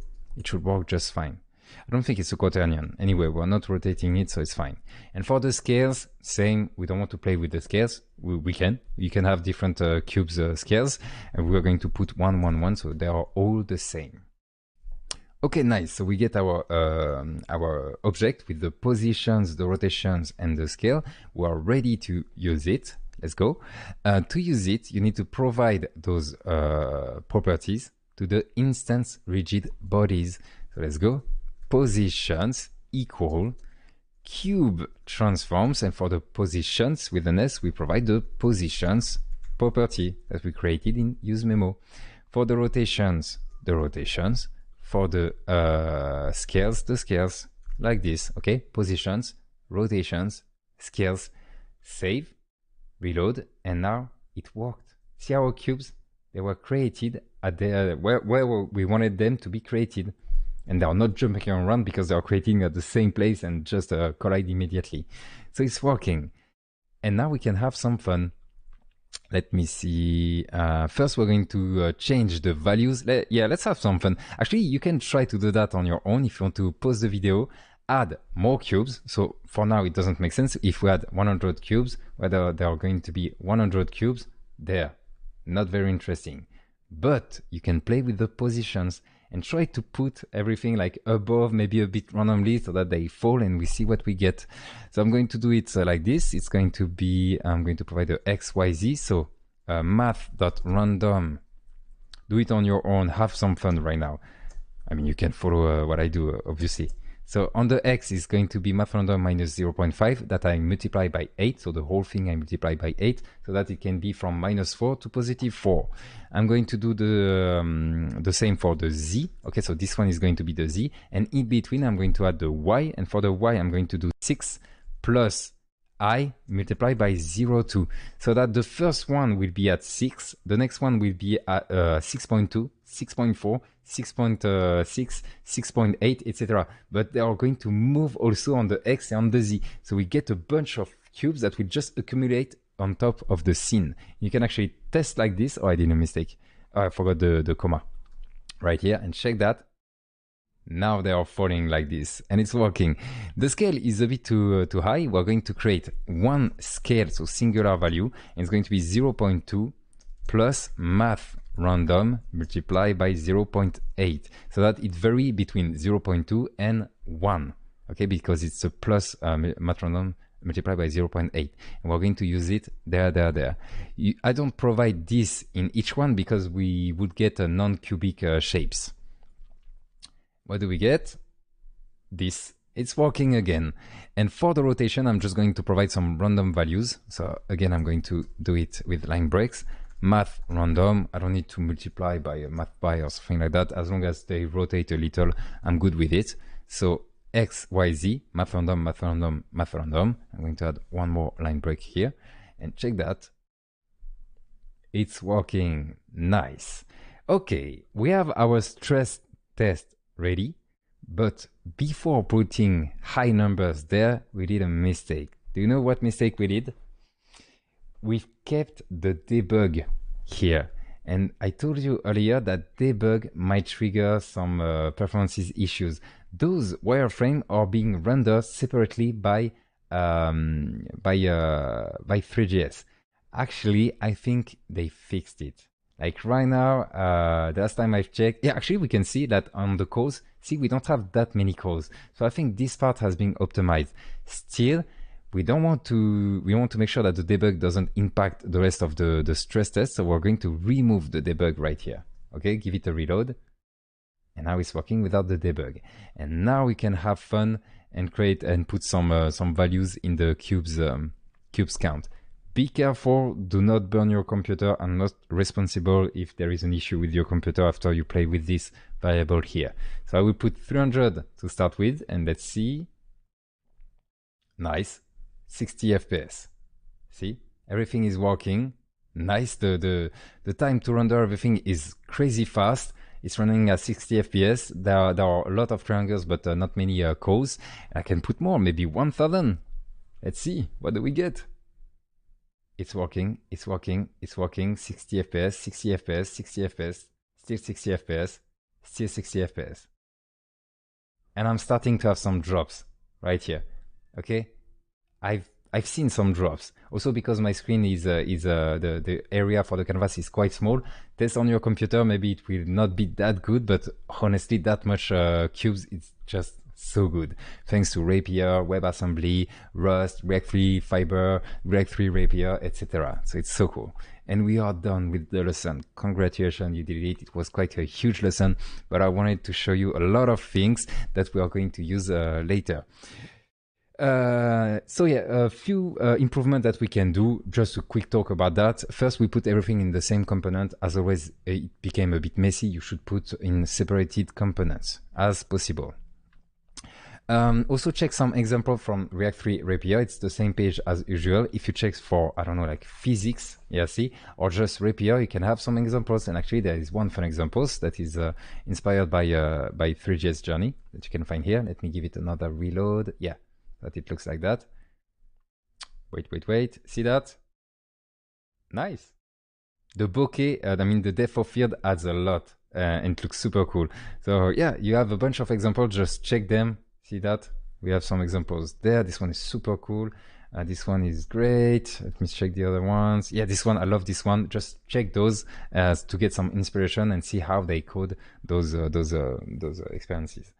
Not all of them are using Rapier, by the way, because Rapier has been added to React 3 Fiber quite recently, but still you can get some inspiration from the Canon examples. There is a whole topic about Rapier that we didn't cover because the lesson is big enough, and it's about joints. You can create articulations like this and have the arm falling like this.